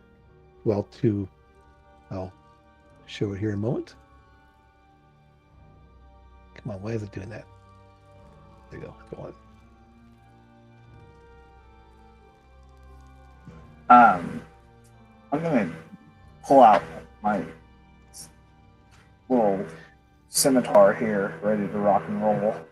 Okay, no worries. Off in the darkness there is this almost like this shaft of this kind of green light from this massive. As you come around kind of the angle here around the corners around the stones, you will see this towering green crystal. It's getting off a faint glow, enough to see by. It's not brightly shining. It's just this huge, like, spired crystal, easily 8 to 10 feet tall, reaching almost to the ceiling, almost like some sort of a stalagmite of some kind, reaching up from the floor in this like almost like a strange like hand looking thing there, giving off this green glow, kind of it kind of goes out in all directions. And let's see. As you approach, you're quiet enough that nothing seemed to take note of your presence for the moment. And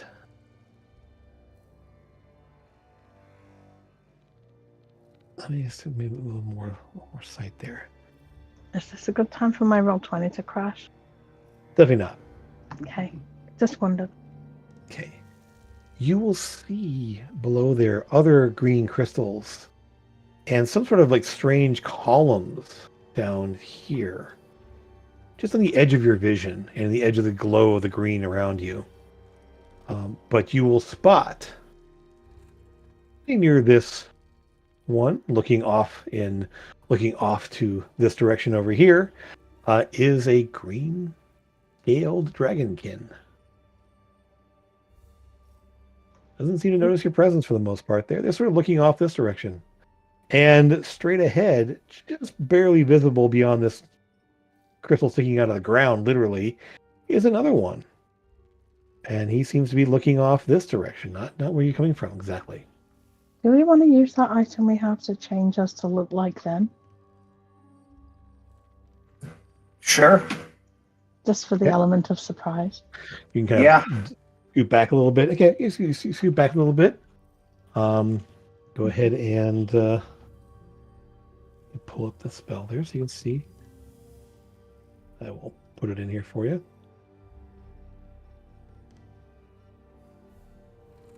Yeah, man.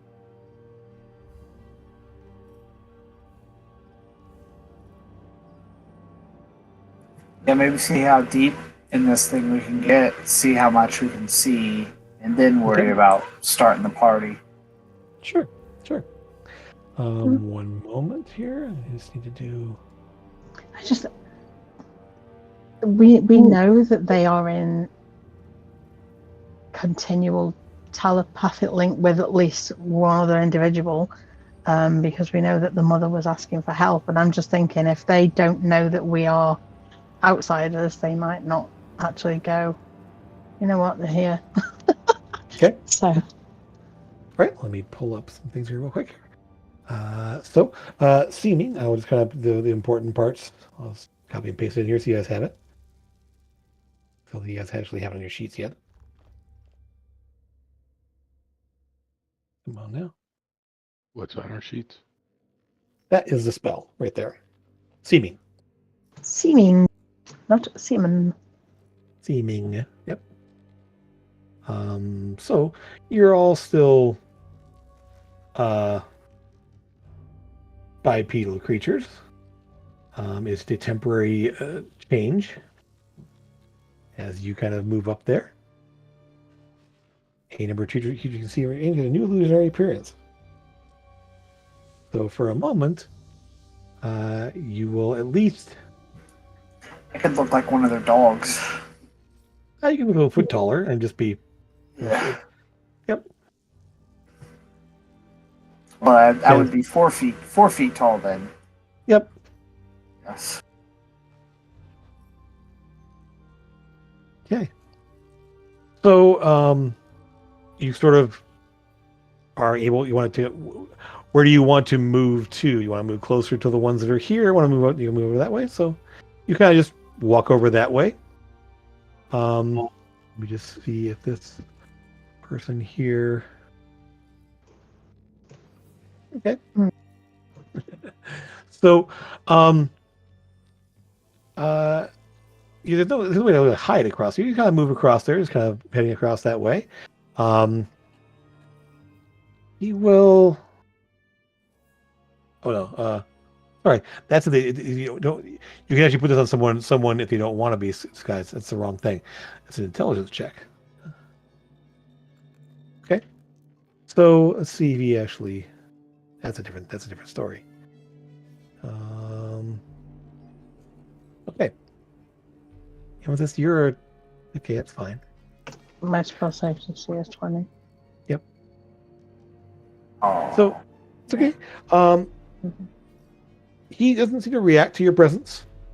Just sort of you sort of walk there, and glances over at you and glances away. Mm-hmm. Anyone else moving forward or doing else?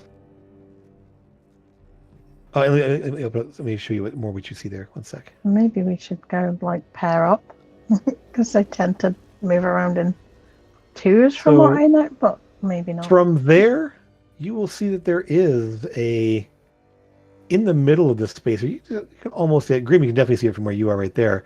You will see that there is a circle, a large circle in the middle of these strange constructed pillars and walls walled off around this here. And please, let me see how far that is. Yep. And as you get closer to it, I'll go ahead and do a little more reveal here. Lucas, you will spot something from where you are. You'll all see this. Lucas, you will recognize something here. That the entire back wall of this chamber, very faintly lit in green, is a cascading, almost like a waterfall of green crystal. It just goes down. The space beyond these stones is just flat, dead earth, carved away. There's no stone, just featureless looking. It's almost like you're stepping on into it looks like mud by the look of it, but it's obviously solid. They're walking across it. It's this weird, cleared out area. And the entire back wall, faintly glowing green crystal down this cascading set of platforms, almost these little things here. I'll actually pick up a piece of the dirt that I'm standing on and toss it into this spot here to see what happens. I'm not making it obvious. I'm just kind of going to toss it over there, make it a pot. Yep. You will. It just kind of thuds into what almost it's like very fine powdery silt. Firm, but there's a little bit of puff of fine, like almost powdery dirt. Almost like volcanic ash type stuff. Very much so. Yeah. Okay. Yeah. Yeah. Good. See what's up here. More of the same. It's all kind of this flat open space, and I want to point out here, it looks all even there. There's a lot of jagged angles from the ceiling and the floor and everything else. This whole space along here, well, it looks kind of flat there. The ceiling is all different angles and bits jutting out from the wall and the floor and everything else. So it looks flat, but it's only seeing the top down view. Like moving across here, there's literally the ceiling is all different angles and tilts to it. Except for out here, it just kind of like steadily goes up into a large open space. And realizing this, like these towers right here around this circle, probably 15 to 20 feet tall. And this cascading space on the backside over there, easily 100 feet. Just going up and up and up and up on a view to some beyond your range of your dark vision to see the top of it. They don't seem to react to you immediately. You see them kind of staying there. They'll move. Like, well, this one moves this way. This one will eventually move over here. This one looks out at you, kind of taking you all in there, looking at the newcomers there. Is Satara keeping up with us? Yeah, I'll put her over here too. We need to get a telepathic bond going. Okay. I'm going to pull out a piece of cloth and wrap my nose and face over my nose. Okay. What? All right. I'm gonna make like I'm gonna make like a filter. yeah, basically, almost like with the in the cowboy and Indian show where they put the mask over their faces and stuff. I'm just doing that over my nose. I don't know what this is. I don't want to breathe it in. This one here kind of looks at you strangely, like why is the person with it looks like me pulling something over their face, Mm-hmm. but seems to shrug it off for the most part. Why? I mean, I'm confused I too. forgot. To be fair. You have an illusionary appearance right now, but it's something. I forgot about that. I forgot Okay. about it. Like, well, I'll say this. Give me a. Oh, Oh, sorry. Go ahead. Uh, you pull out your cloth there to pull up your face there, and as you do, you look down at your hands and they're green and scaly. Okay. Do you continue? No. Okay. You're like, oh, tuck it away a little bit there, and so the person looks kind of odd there, and just okay. Ask you moving forward. yeah. I want to go ahead and move forward. I want to get. Your feet kind of hit. It's firm. It's a bit powdery in the surface there, but your feet kind of press on the space there, and it seems to be kind of settling in. What you have not seen so far is any sign of where someone would be living, any sign of like a space for like communal gathering. The space is this open, strange space.